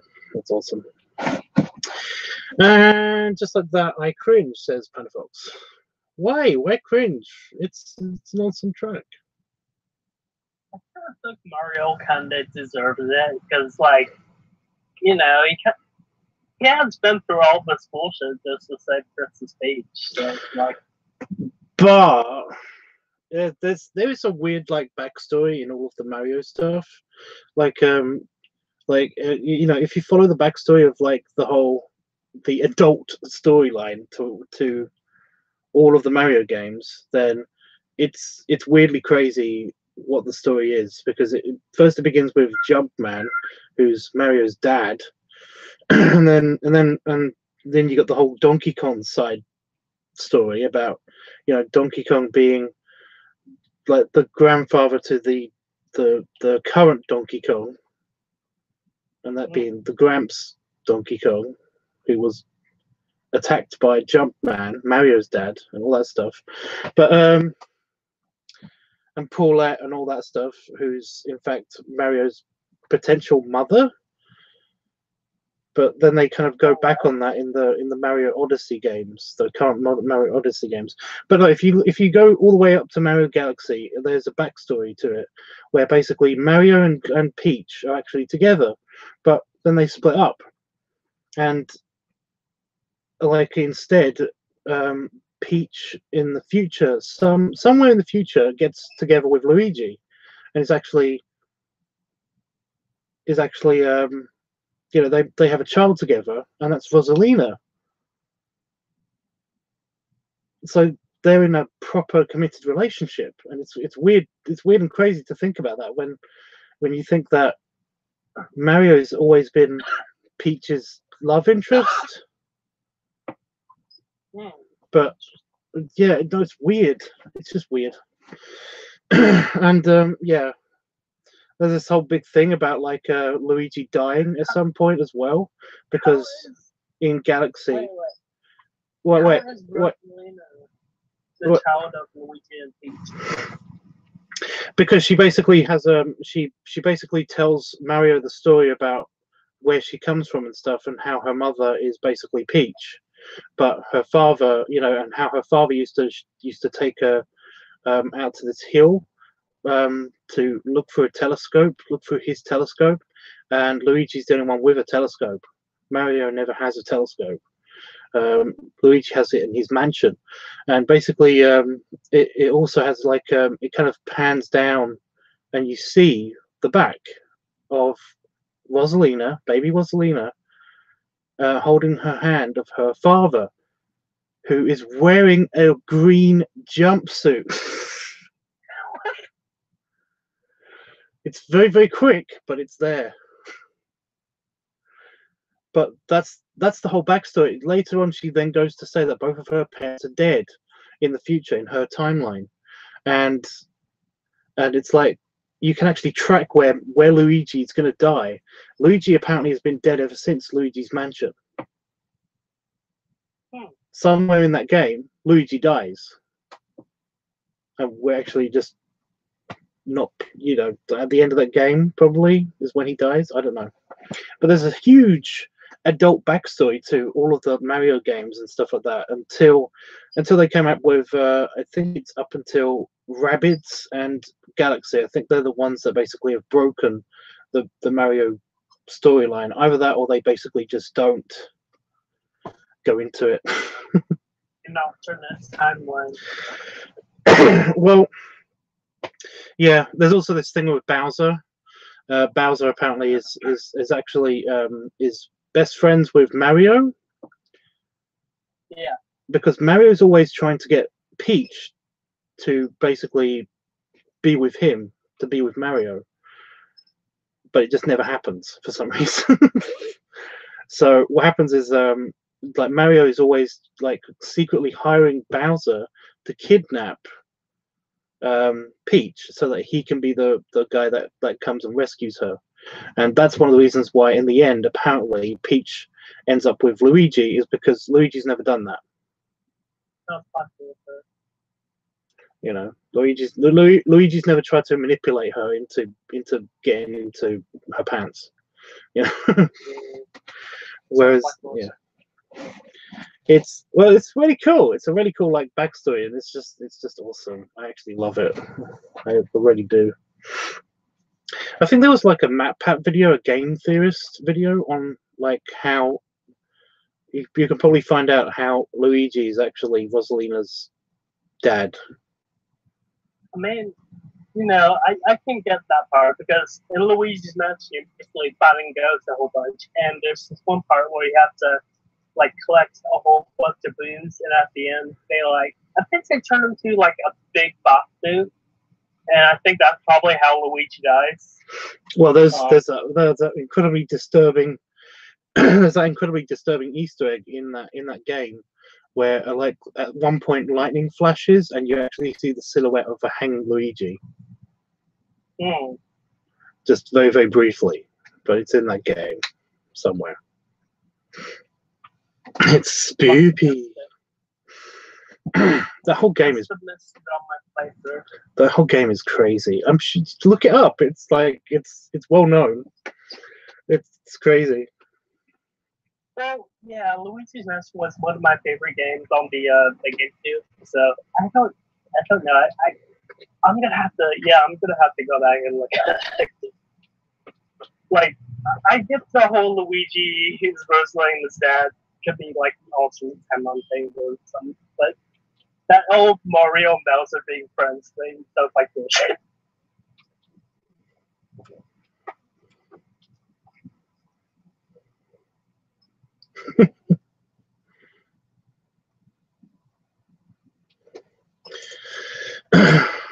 Thank you to all those Oh, who went to shut the up. front line and the sacrifices they made for us.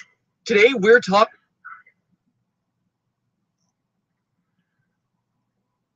Are you playing now to get there with you?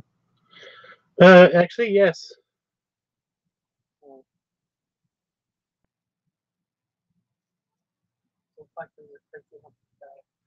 Well, I just want to find that clip of because I could just look it up, but I don't want to look through an entire playthrough of Mario Galaxy just to find that one clip where she's talking to Mario about her parents.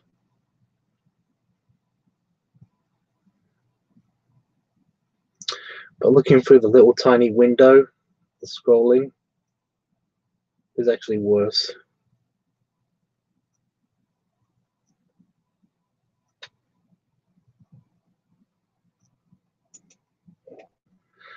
Silhouette isn't far from a good stargazing hill dotted with flowers. Galaxy's opening scene has Mario running to the top of the hill that overlooks Peach's castle, meaning it's close enough to walk to and has a beautiful view of the stars. It also happens to be lined with flowers, just like the hill described in the storybook. And not only does it have flowers, but look at the color of the flowers in the illustration.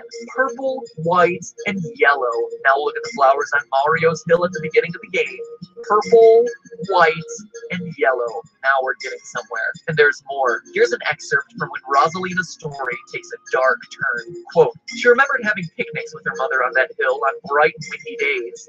And the girl burst into tears. I want to go home. I want to go back to my house by the hill. I want to see my mother. The girl was shouting now, her face wet with tears. But I know she's not there. I knew all along that she wasn't out there in the sky because she's sleeping under the tree on the hill.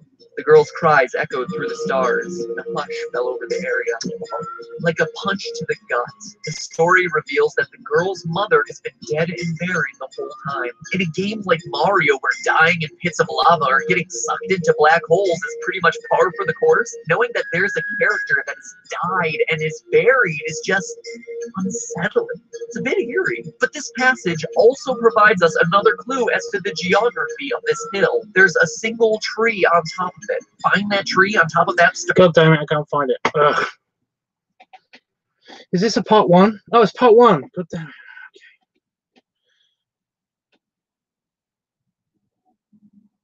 Okay. Part two, epic conclusion. Jesus Christ. Oh, go away. Yeah, Cranky Kong was the original Donkey Kong. Yeah, I figured that. I remember that from the series, which is painful, by the way. Don't ever watch the series. And finally got a piece of.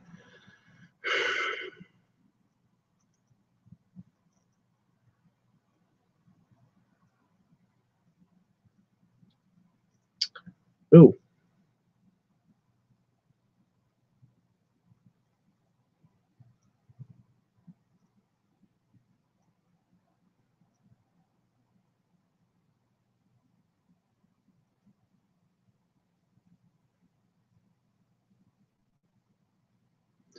Oi. Whoa.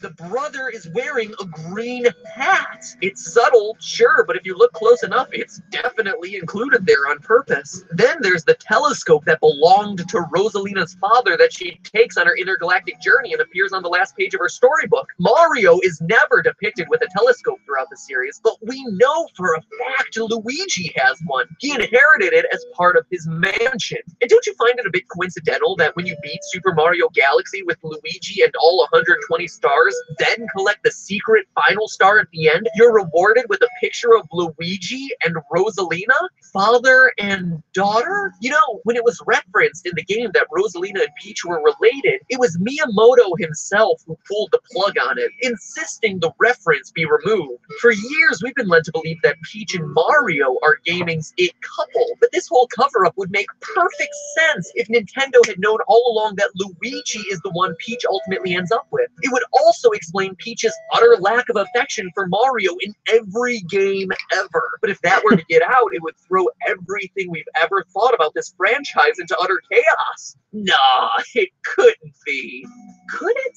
But hey, that's just a theory. A game theory. Thank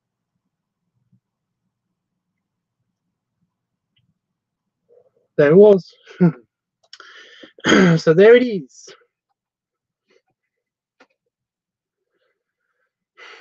It's not conclusive mega proof, but basically it just is proof. So yeah. No, I like the Game's videos. I like all of his videos. I actually watched his. I actually went through and watched all of his FNAF videos because I wanted to know the whole backstory behind that too. So yeah, I like his videos, but it, you know, I mean, I can buy that. Peach and Luigi end up together, and that whole thing about him dying. But you know, I mean, yeah, that doesn't make sense. Mario and Bowser are best friends. I mean, why would Mario go through like horrendous, death-defying fucking adventures just you know, Just to impress a girl? Yeah, because that's never I don't buy happened. it. That's never happened in history. That's never happened in history multiple times. I don't buy it. No, I seriously don't.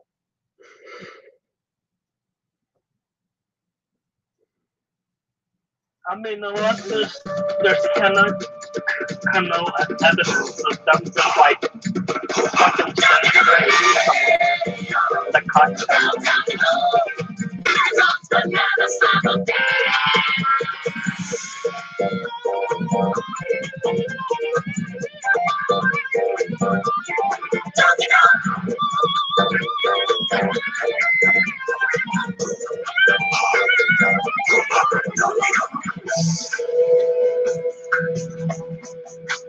I just like the bad guys in Donkey Kong. They're cute. The Crocs.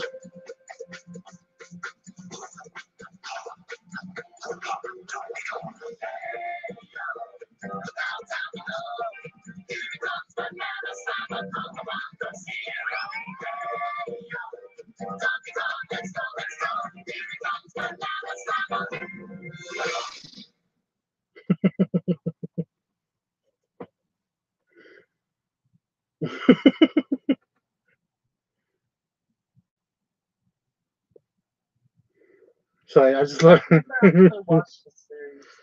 I watched it when I was a kid because when I was a kid, you know, it was kind of like, what else was I going to watch? Make it stop my ears. I'm sorry, Padafox, was that a bit ear rapé? Was it? Yeah, rapé.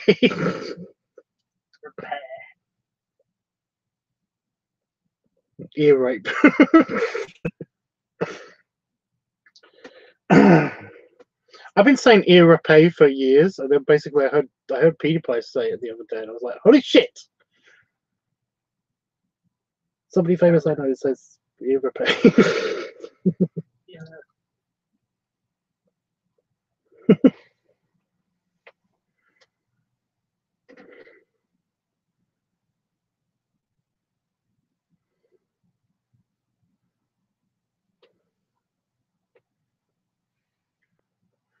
the first year that we did the sci-fi convention in Southampton and not Bournemouth, PewDiePie actually showed up.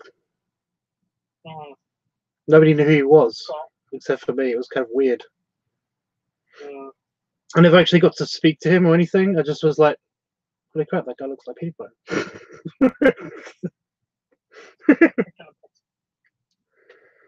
And it was like, oh my god, that is PewDiePie. You know?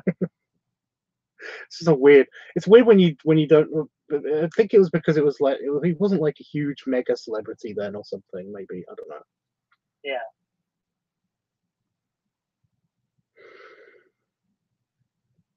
Because literally me and one other person was like all super like, you know. Well, actually, I wasn't like super excited. I was just like, that's PewDiePie. I just recognized him. But somebody else that I know was just like going full on fangirl. It's like, they just put the pose in the upper room. I was like, yeah, I know. I check everyone's badges. How can I not notice if somebody's in it? You know? Honestly.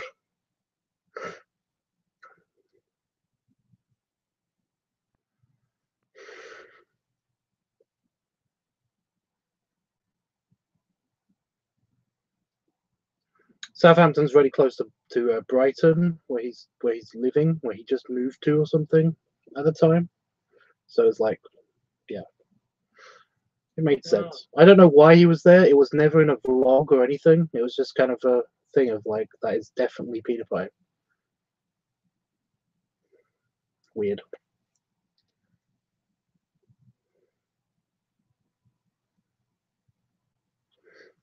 Felix Schweisberg? I don't know. Felix Zoidberg. Zoidberg. After Zoidbergs.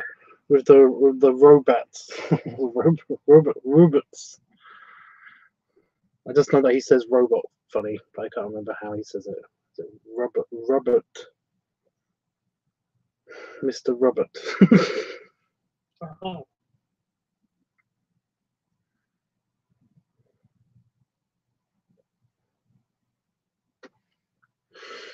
Yeah, anyway, yeah. Was that a bit irreparable, Panda Fox? I'm sorry. I think we might have killed Panda Fox, so we might have driven him away. I'm sorry, slow. Just waiting for certain noises to happen, potentially, I think, maybe. May happen.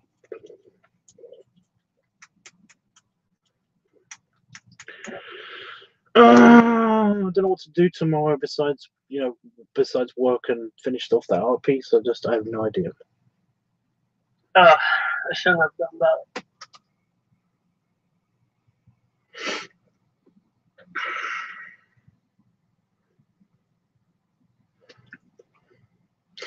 I shouldn't actually have listened to that bit of music. Because now that is playing in my head, in my mind brain. Your mind head. Your mind head. Any good suggestions to get it out of my brain, my mind brain? Oh, I know.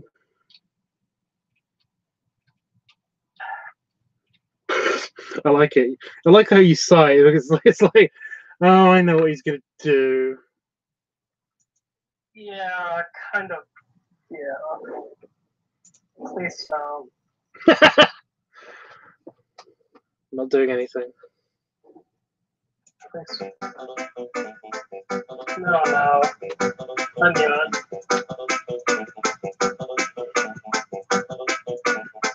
Excuse me while I just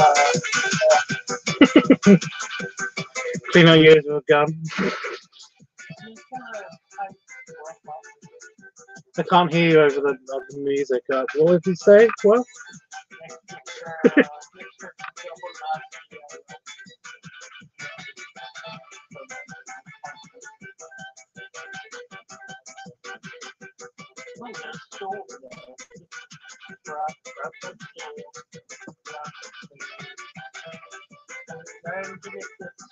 I can't hear you. Sorry. I couldn't hear you. I genuinely was clicking I was clicking the video to make it stop, and it was like not working. I'm sorry. Oh, wait, I forgot to lift the rope. I'm just now. Patafox says, "Stop it! I will find you." I'm not hard to find. You can just go and Grubber and find my fucking address. Make it look like an accident. Oh, I had a good one, by the way. It's like it's like I'm just gonna have a I'm gonna go for a 2-mile walk to the cliff, which is 1 3/4 miles away.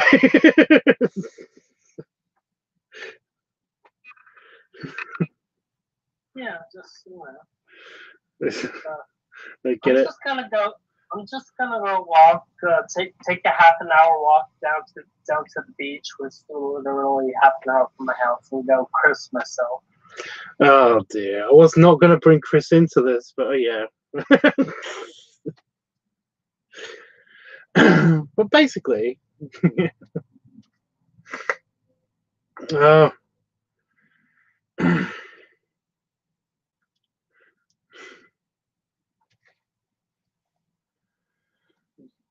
I'm just going to get a giant knife and comb my hair. I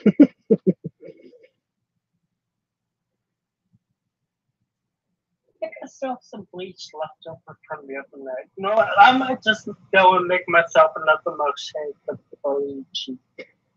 Yeah. I'm going to get some bleach and make a milkshake. Oh, I swear there was another one.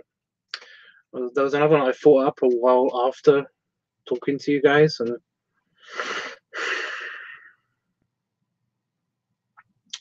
oh, what was it? I think there's some rabid dogs that can go pet. So.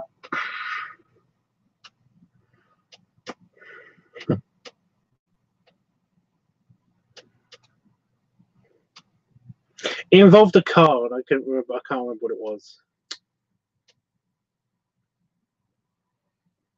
Hmm.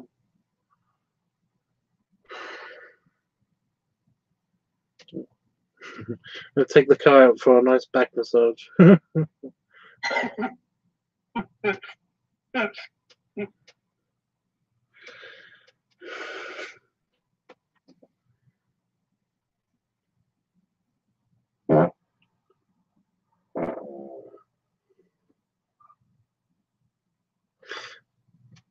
It's the chair.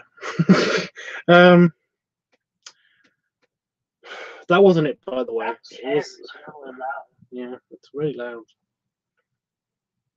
I have to fix it, you know. Just use some oil and do stuff.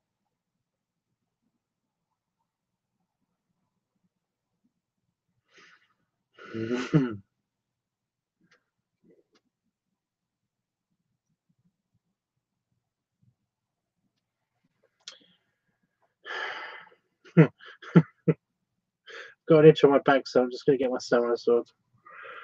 That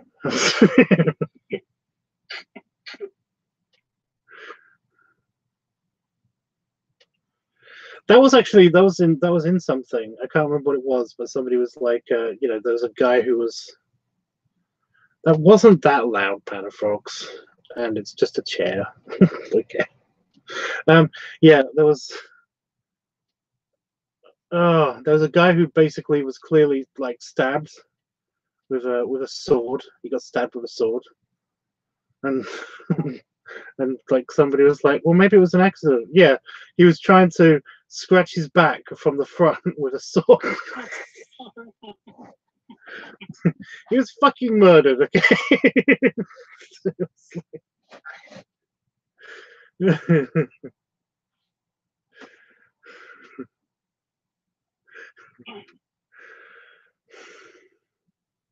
Or, you know, like the most common one is, you know, when people try to make toast in the bathtub, you know.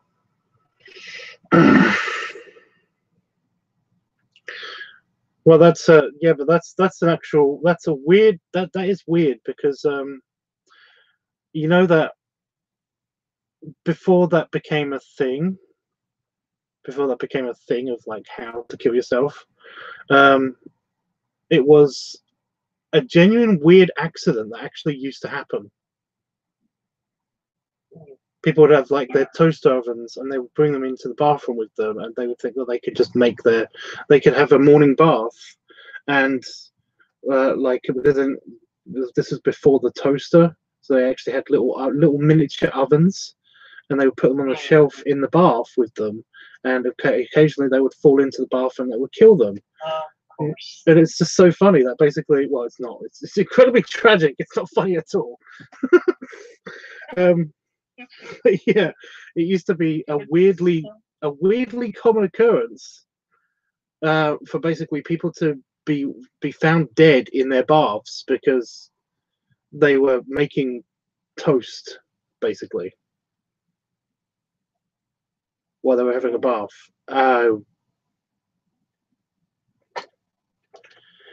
And then, of course, it became a deliberate thing. People used to do it to actually off themselves, you know, bring something electrical and take it into the bath with them. Excuse me while I just go make my breakfast before I take a bath. Well, this was like in the 20s or something. It was weird. It was one of those things of like people always either suspected that it was like an accident, or it was the butler or their manservant or somebody that had killed them. Because it was the 20s, and basically it wasn't weird that you had a manservant or you had a butler or something, you know. So basically, you know, that would be a really easy way to get rid of your employer, by basically just like preparing their morning breakfast, their morning bagel for them fresh with their new toaster oven, and like set it up with their morning bath, and basically just accidentally, oops, you know. Oh no, I can't do anything because if I touch the bath, then I'll get electrocuted too. It's like, you should probably try to get out of the water before you get electrocuted. Yeah, and he's dead.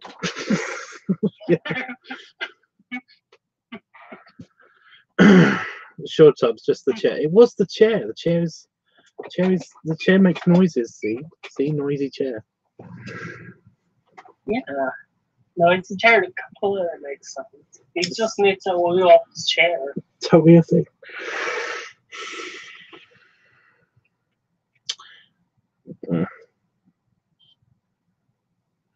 A tiny headache. But yeah, it's one of those weird things. But yeah, I think I might have already told you guys this story, but essentially, there was when I lived with my parents, there used to be there's a long road before you get to the main road, and you know it's in like a suburban area, and but yeah, there was always this house that was always looking like it was being built, like it had been rebuilt, it had been taken down and then rebuilt again and again and again. I found out that there was an incredibly, like the year before I moved in with Damon, I basically found out why it's always been looking like it's being renovated all the time. And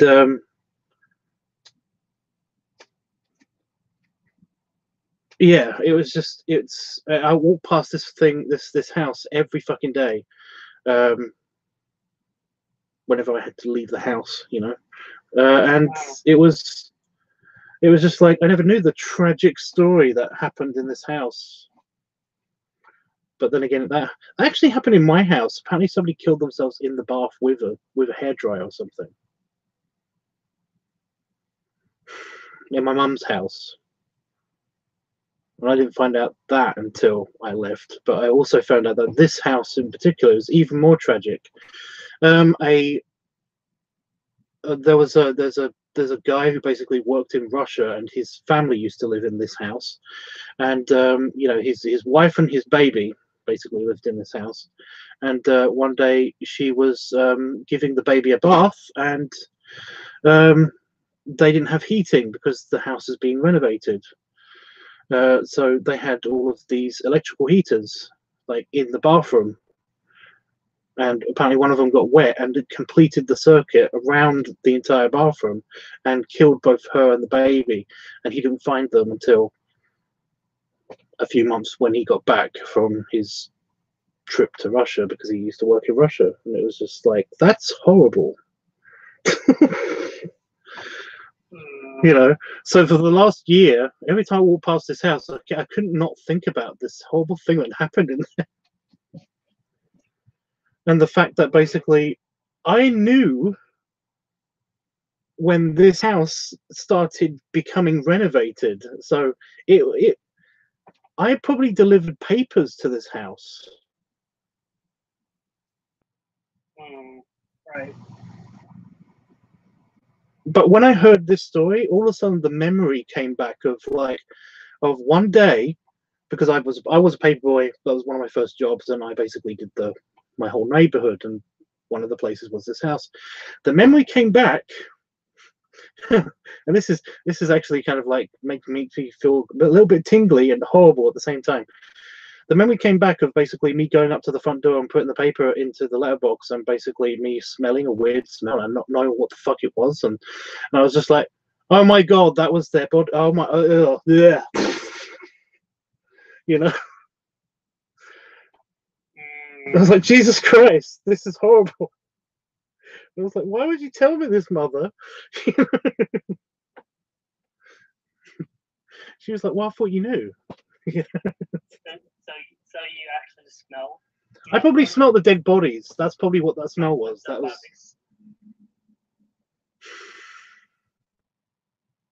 So yeah. It's only because like it'd been years and years and years, and I just not thought about it. I just walked past this house every day on my way to, on my way back from school, on my way to school, to high school, on my way to work even, and on the way back from work, and just never thought about it. And then the last year before I moved into this house, basically that's when my mum was talking about. My mother just happened to be talking to her best friend about it when I was in the room, and I was just like, "Holy fuck! Is that what? Oh my god!"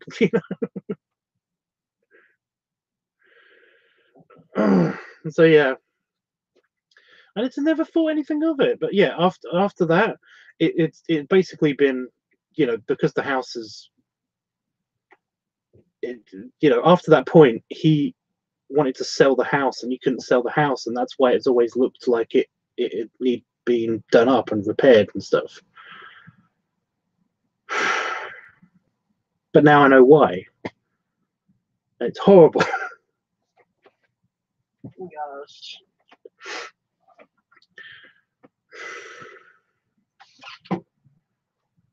But yeah, just the random memories that flooded back were just weird and just gross, and it's just like, great. I've been, for the past 10 years, I've actually, I kind of knew what the smell of death was like, but I just didn't know it was that smell. Great. It's gross. So yeah, awesome.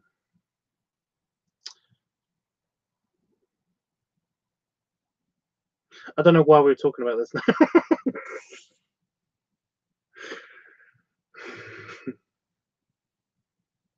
We kind of switched subjects around, why? Because we're talking about people that got electrocuted and stuff. Yeah. Yeah, because you're playing that song, and then you're talking about. Yeah. Oh my god. So yeah, the whole story about I always thought it was a story. I heard this a while ago when I was when I was a little kid, that basically somebody had killed themselves in a house, and I thought it was just something that I thought it was just something that my cousin was telling me to just be, you know, spoopy, you know, during a Halloween night or something. We were just exchanging ghost stories and stuff like that, you know.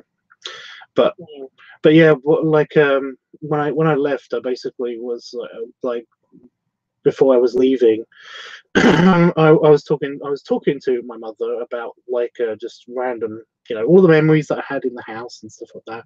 And I was like, oh yeah, remember when I thought I saw that ghost?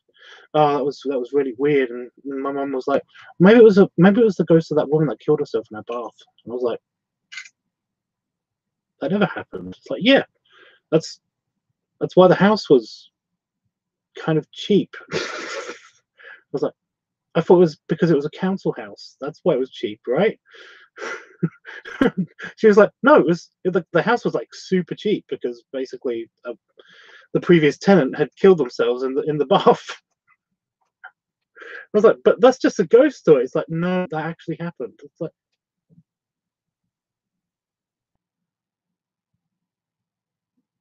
are you just telling me this to make me not feel so bad about leaving? Is that what's happening? Before my mum sold the house, you know? She was like, no, this actually happened. We've got the newspaper clippings and everything. It's like, fuck.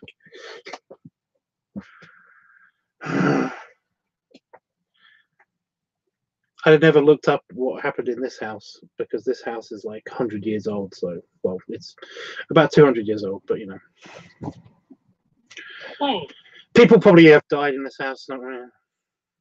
But it has an interesting story. Well, you'd think, but I don't really want to look up how multiple people have died in this house. Multiple people have died. Yeah, because although I don't believe in ghosts or anything like that, and you know, I'm very, very rational about the whole ghost bullshit. It doesn't mean that my brain can't be tricked into hearing all sorts of weird shit, especially since the HS. So, yeah, it's like watching the Paranormal Activity movies. You know, I know it's just a film, and I know it's all kind of it's all bullshit and stuff, and but you know, I can watch those movies and be completely fine, and then for the next few weeks afterwards, I will hear shit and I don't know what it is, and my brain automatically remembers. It doesn't think; it just remembers for no reason the Paranormal Activity movies. And I'm just like, what if it's a demon? Shut up! It's not a demon. But then my brain's like, but that's what I mean. My brain's like, but it could be a demon.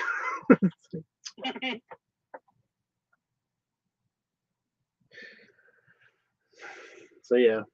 Because again, with my hearing, I hear every single creak, every single kind of like temperature changing knock on doors and stuff like that. So, but yeah, basically, I know full well probably people have died in that house. It's 200 years old.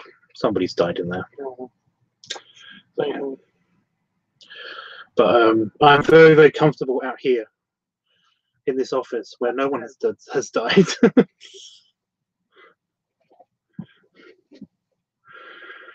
Oh, unless they died on the toilet.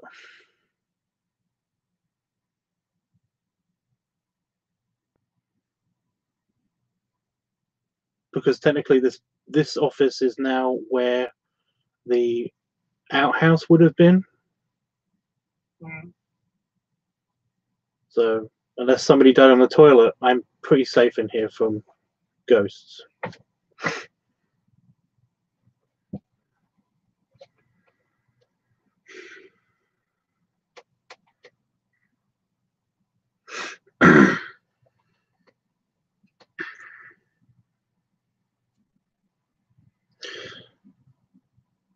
I will say that basically, just while we're kind of semi on the topic of ghosts, although I don't believe in ghosts and stuff like that, I kind of also I want to believe that basically strong events, you know, really strong moments in time, strong feelings and emotions, can almost be recorded by rooms somehow. Sometimes.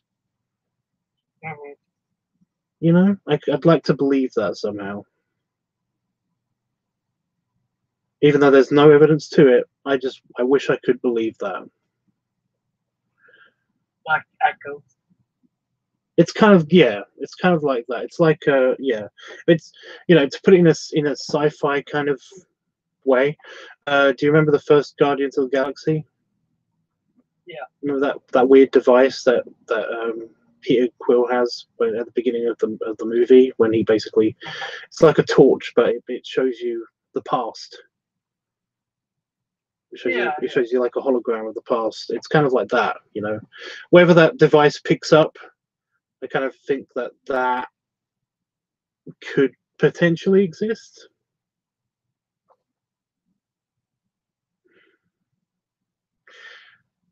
But we have no way of like figuring it out yet. Maybe, I don't know. So yeah, I just yeah.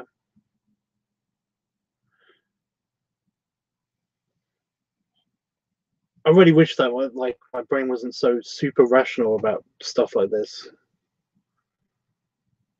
So like it's all basically energy, right? So like, what if one thing could be like collective and centered into one place, and it's kind of weird because this is kind of something I thought about like offhand, not really. It's like something that I pondered on, I guess. Like, what if like, stuff can be like just kind of collected and kind of like, because I've never believed in ghosts myself, but then it's like, what if energies can like exist of like strong emotion for that? Well, I'd like to believe that in itself as well, but it's also the whole thing of like there's been, we don't give off that strong a force to affect any kind of thing in reality, you know. Yeah. Which is a shame, but it's like, yeah. But that's the whole rational thing. This is exactly what I'm talking about. The whole barium Roshan thing of the EM field that's around everything kind of means that everything dissipates kind of quickly.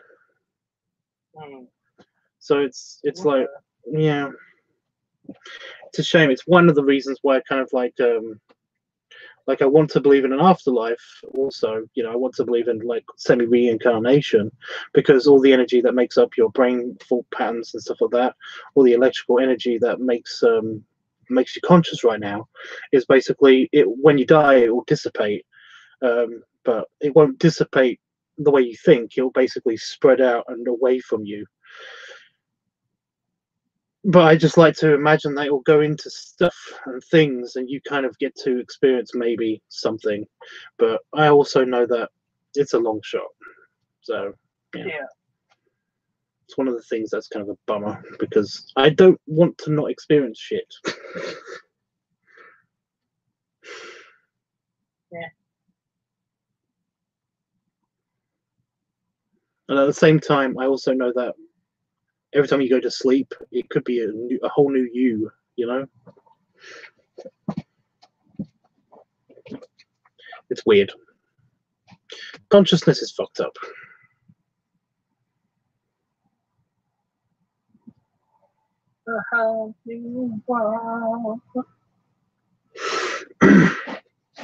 When I think about it, it's the whole 12-minute universe paradox. Yeah. It's incredibly deep, but it's the whole 12-minute universe paradox. You know, the universe could be 12 minutes old, but we don't know any better, because, you know, it was manufactured 12 years ago to be what it is now. So basically, you, with all your memories of what happened 12 years ago and stuff like that, you've been manufactured to have those memories of what has happened 12 years ago. Yeah. So you don't. I mean, it makes sense in a way. Well, that's what I mean. It's the whole thing of like, that's that's one of those things of like, people think that every time you basically go to sleep, you are dead. You know, your kind of consciousness goes away and resets. But you wake up with all of your memories of even dreams and stuff that you've had sometimes. But you wake up with all of these memories and stuff, and you're a new person. Yeah. So the person I was yesterday, I have that person's memories, but I'm not that person. It's weird and creepy and strange, and yeah. It's something I was reading about when I was basically reading about teleportation and stargates and stuff. So it's like, oh, because I really, if you know, if stargates were ever made impossible and stuff like that, then I would fucking love to go through a stargate, but I can't rationally choose to do it because I know for a fact that you can't survive going through a stargate or going through a transporter. It won't be you. It will have all your memories and stuff, but it won't be you. See, like, I hear that, and I feel really worried that much about that type of stuff, because I know it's like, it's only the physical body that's disintegrated, right? So it's just like...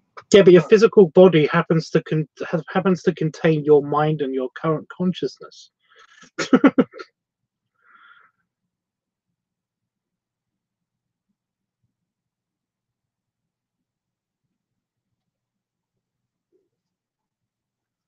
I don't know. Just, it isn't something that's... Like, even if I'm not me, I'm still me. If that makes sense. So. But that's what I'm saying. Like, if you go for a transporter, you're being basically destroyed, and then like the pattern of you is being recreated somewhere else.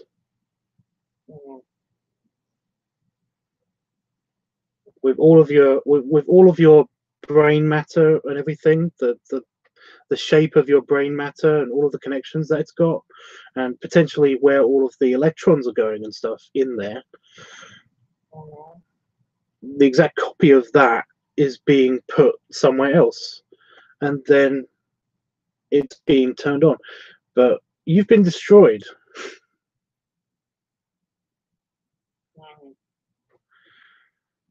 But could you really justify that? That's what this paper was talking about. You could kind of justify it because, again, you don't know what's happened. You don't know if this current consciousness that you're experiencing was the one that you were yesterday. So yeah. But I'm like, so transporters, no. However, stargates, yes. Stargates are slightly different in the fact that basically the matter that they disintegrate is then sent somewhere. So basically, you go for a stargate, you're destroyed, but the matter that's on the other side of that ripply pool of water is actually just compressed and sent through a wormhole with the information of how to actually put it back together again. So then it gets reintegrated, and then you come out of the other stargate. It's basically transportation, but with the energy that was destroyed being reintegrated somewhere else. So there's a bit more of a possibility of you going through a stargate and basically it being very much like you've just woken up from a dream. Whereas if it's teleportation, if it's Star Trek teleportation, then you're dead. You know, I'm just annoyed at this person for that wrote this paper that is basically like, you didn't take into account this.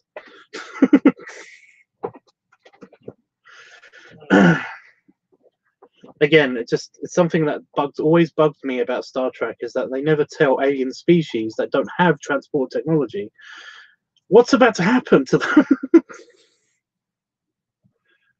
They never warn them.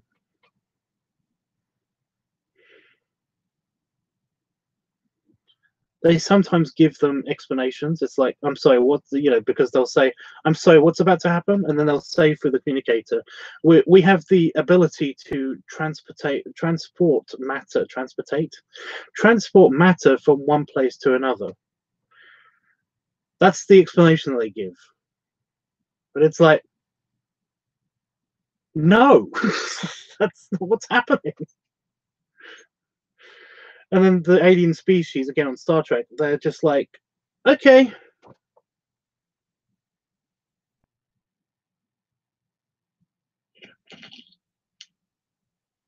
And then they die.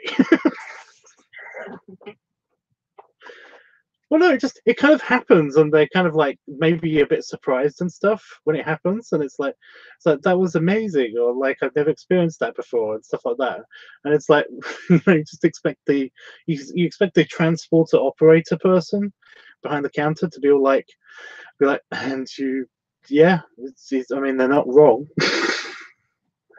because it's a new person that's experiencing shit. So it's like. I'm just smirking at them. Yeah. You died. We killed you. Yeah. But yeah, it's always been a pet peeve of mine. It's just yeah. Like clones. I mean, have you watched Enterprise? Have you got to the episode where basically they meet the person who invented the transporter? I don't know. I can't remember where I stopped. Okay, well, there's an episode where they meet the person who invented the transporter, and basically they're having dinner. He's having dinner with the captain, and basically it's like one line about how and people were like all being metaphysical about how the person being transported wasn't the same person who came out on the other side.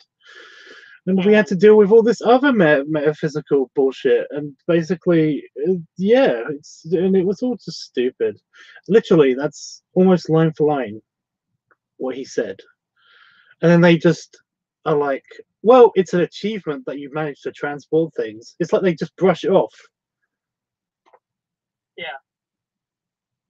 Like, no, talk about this more. This is the stuff I want to know.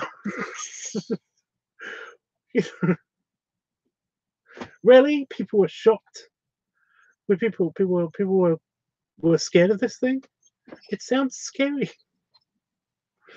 Anyway, yeah. Okay, I'll shut up about this. I know this is kind of like, yeah, this is a deep argument anyway.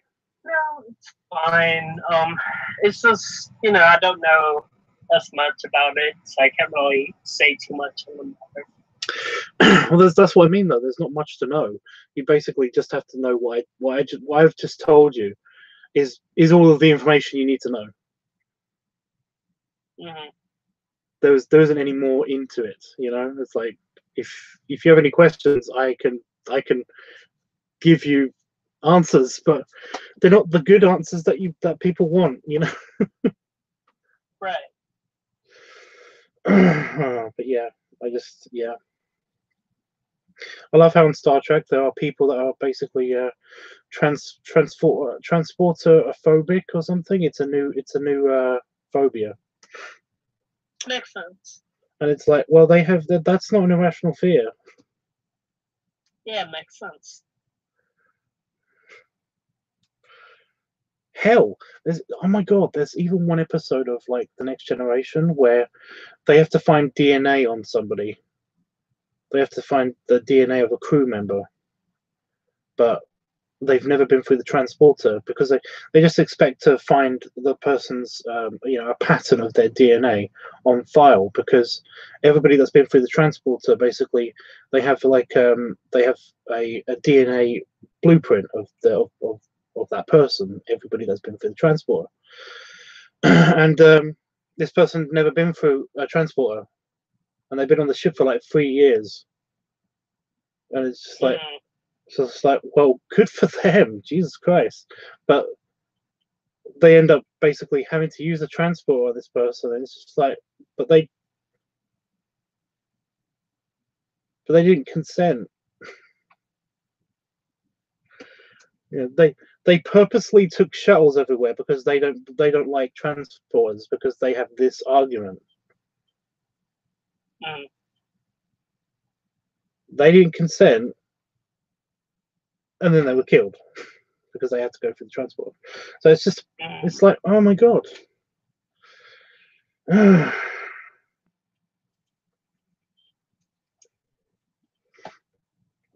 There's a whole other issue as well with the alien species that can't go for transporters, and it's like stupid. Cheers. Really? But I thought this device basically safely transported people and aliens. What's so unique about them that they can't transport? It doesn't make sense. It's lame. Well, they say it's enough made up matter. That's why. The hell do they exist? But there's no one there. they're just not. They're just they're characters, but they don't have any actors. So basically, they're just not there.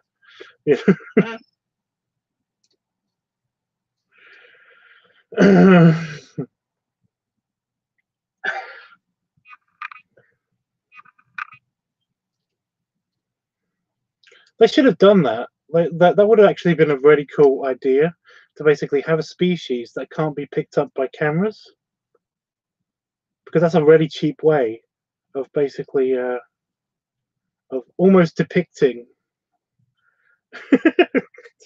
almost depicting you know, like a character, but saving a lot of money on actors. But just every time they say something, you just cut to like a shot of the corridor. Just no one's there, but the corridor, and just have subtitles. And just have it like be explained away by Data or somebody. You know, it's like, oh no, that species can't be picked up by like conventional cameras. Even the cameras of the 21st century couldn't pick up like, the wavelength of light that they give off or something. It's like, that's actually really clever. Because everybody would be like, that's actually really clever, and then they would be like, they could just get away with having a species that can't be photographed. I bet they'd be featured in so many episodes.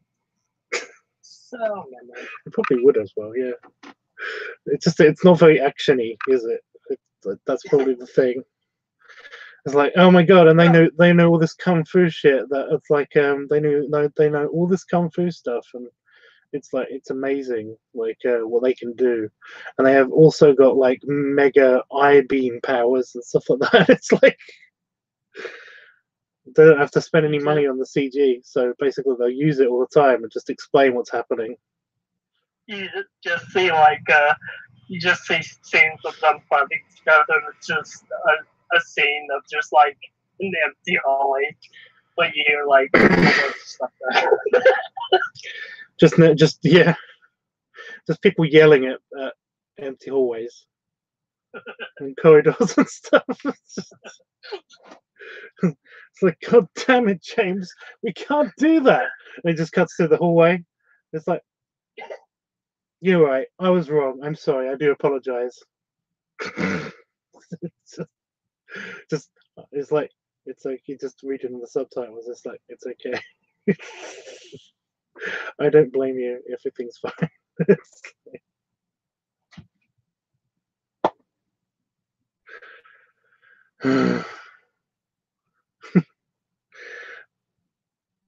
How they justify the audio? That's the thing. They would just they could just have somebody speak into a microphone. Panafox says, "Wow, I've never been so lost." What's the confusion? Again, it's basically my job to explain this shit to people. So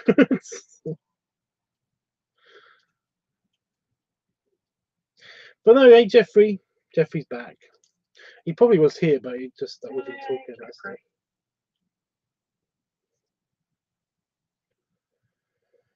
Is that the Austin Powers scene?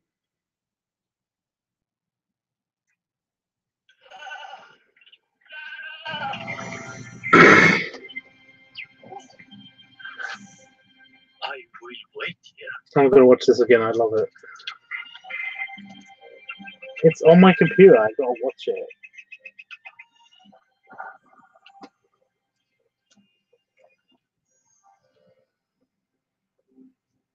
I do like the butterflies. I want to know if that's a practical effect or if they basically. I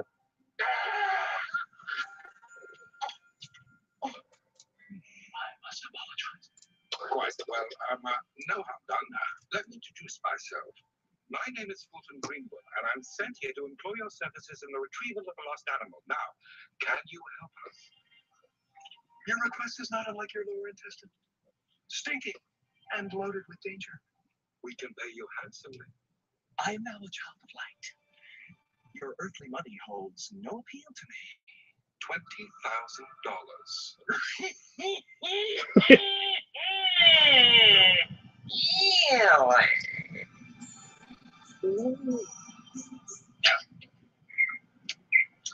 I cannot, for I am sorely needed. Like he's meant to be overacting this part, but it is a bit much, isn't it? We are short of space, and it's important for you to use your talent. Let me help you back. But I am yet to attain omnipresent supergalactic oneness. No, wait.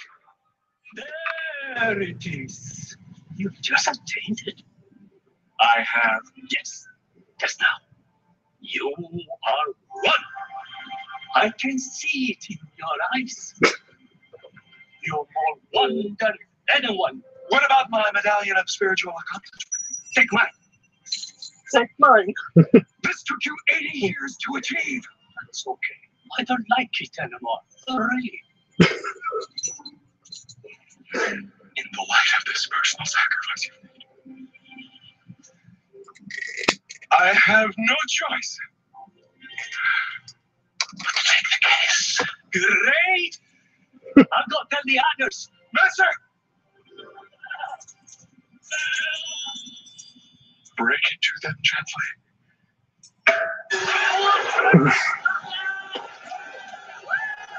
Oh, it's such a good scene. I love it.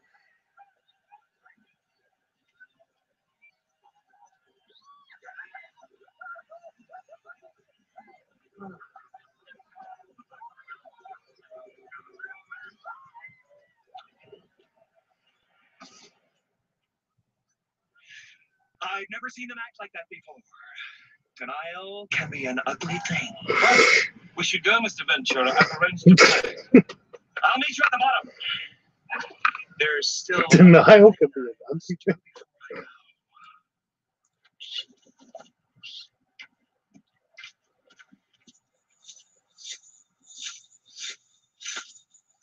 That's incredible! It's gonna be some kind of a record! Everyone wants a slinky, you gotta get a slinky, slinky, slinky, go, slinky, go! Oh, man! Can you believe it? It was right there! Can I do it one more time? Please forgive me, sir, but if we don't hurry now, we might miss the plane. Of course. How selfish of me. Let's do all the things that you want to do.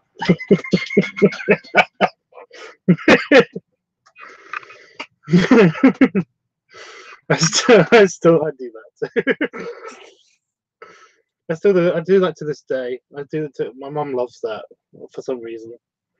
Yeah, that's great. It's like I'll be playing with my nephews and just like playing Lego and stuff, and she's like, "Okay, let's go to the beach now." I was like, "But I just want to finish my pyramid Lego with my nephews." Well, I know, but if we don't go now, then the sun's going to be in the wrong place and all that stuff. I'm like, of course. How selfish of me. Let's do all the things you want to do.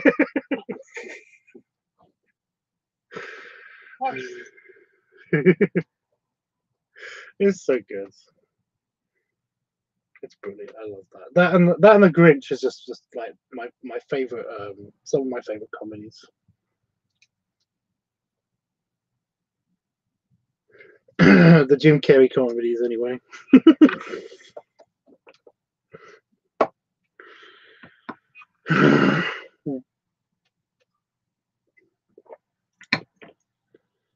Dinner with myself. Well, can't cancel that. Oh. So I've got a good one.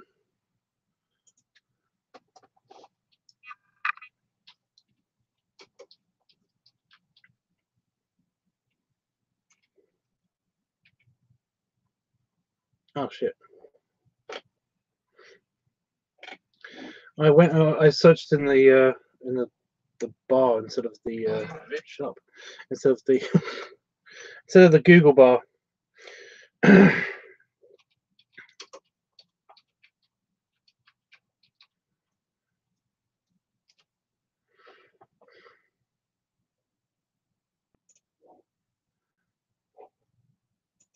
for those who's inviting me down there on such short notice. Even if I wanted to go, my schedule wouldn't allow it. 4 o'clock, wallow in self-pity. 4:30, stare into the abyss. 5 o'clock, solve world hunger. Tell no one.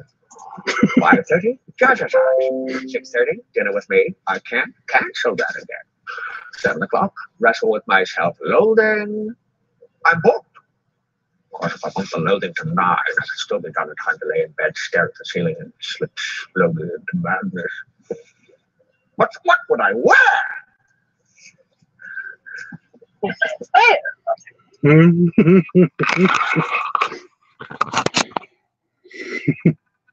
Think.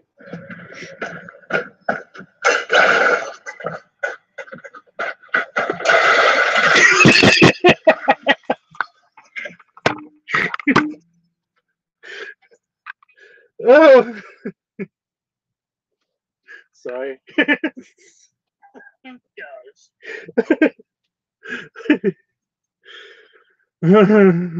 can't help it. It's like my favorite joke ever for some reason.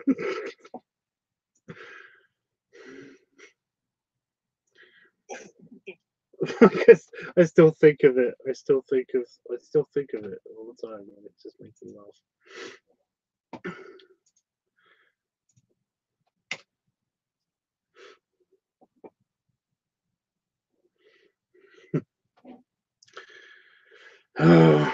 Okay, I think I'm gonna have to run away, guys, because it's daylight now. Okay.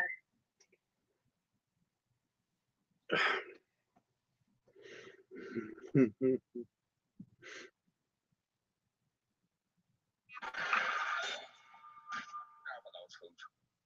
me down there on such short notice. Yeah, I know. Even if I...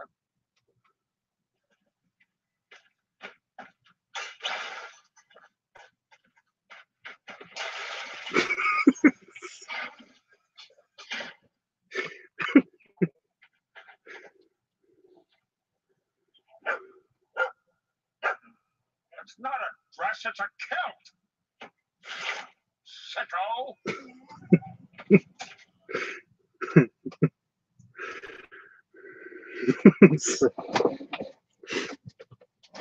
Oh, I do that. I love that joke and the whole you know, the toys. They'll be destroyed, and I care. What's the deal?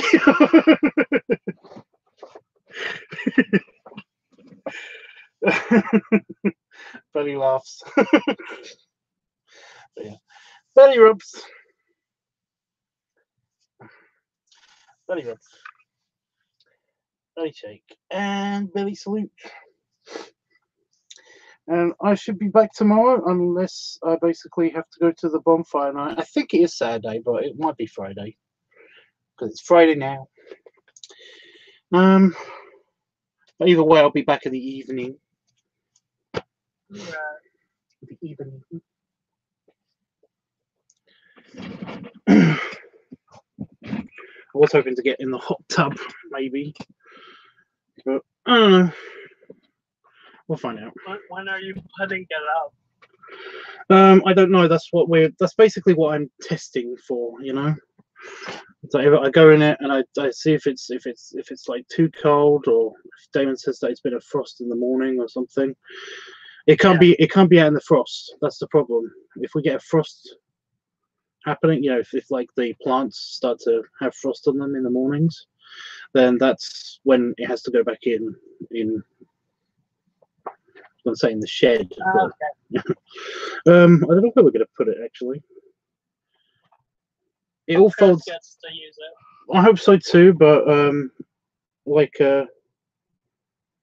I have mentioned to my buddy Daryl, who has the rigid hot tub, the year-long hot tub, about potentially stealing his one, commandeering that maybe. Commandeer. But I don't know. It's a bit iffy because basically, like, it's not just Daryl's. It's his partner's as well, and his partner's not very well at the moment. So I don't know when he's going to be well enough for us to pay a visit and also steal the hot tub. Like we're just going to take it and run away. I hope it does well. Oh, it's just a hot tub anyway, and you know, if we can't use it, then it's not that big of a deal. It would be nice, you know. Yeah. Anyway, yeah, I'm gonna go. Like I said, I might be streaming from the hot tub, or I might be. It's either going to be in the hot tub, or it's going to be around about the same time as I did the stream tonight. So, yeah. But no, thanks everybody for watching, and sorry it wasn't as exciting as the last stream. Jesus Christ! Why laugh last stream so much? Give it a watch. I made a lot of people happy, especially the Vor people. The Vor people. But yeah. Anyway. Toodles.